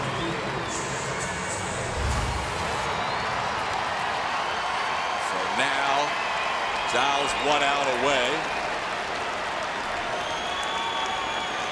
Trout lives on the double play. A rare double play turned on Mike Trout, but that was done in unique fashion. Justin Upton the bat.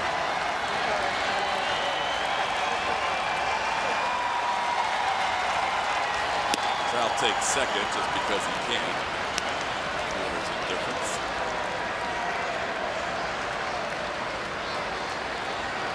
Upton a couple of strikeouts and a walk tonight. By the way, that was a good pitch by Ken Giles to just get up all in the kitchen of the perennial MVP, Mike Trout. Great soft contact.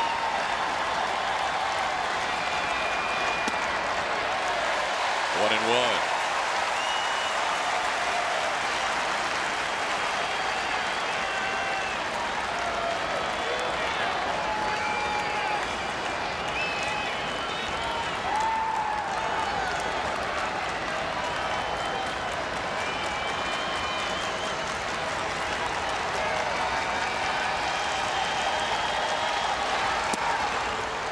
From Upton 2 and 1. The Angels went from first and second, nobody out, with the reigning MVP and MVP 2 of the last 3 years at the plate. Now they have 2 outs and a runner on second. Justin Verlander for 7. Chris Davinsky a perfect 8. Ken Giles 1 pitch away in the ninth. 2-2 the count.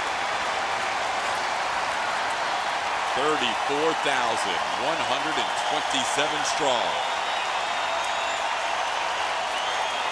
We'll all stand looking for the Astros' 94th win of the year, which will put them 4th alone in franchise history for most wins in a season.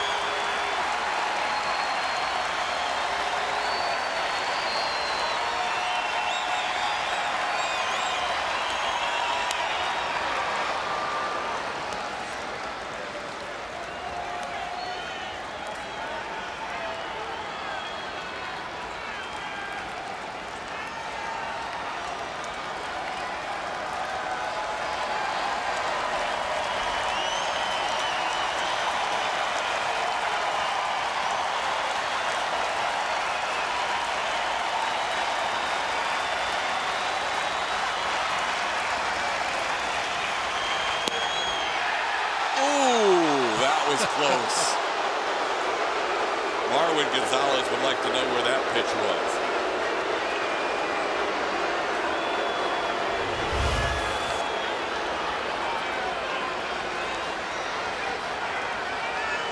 That is a nasty pitch, perfectly placed by Ken Giles. Slider on the down and away corner. I don't know how you hold off on that if you're Dan Isonia. That was filthy. Popped up.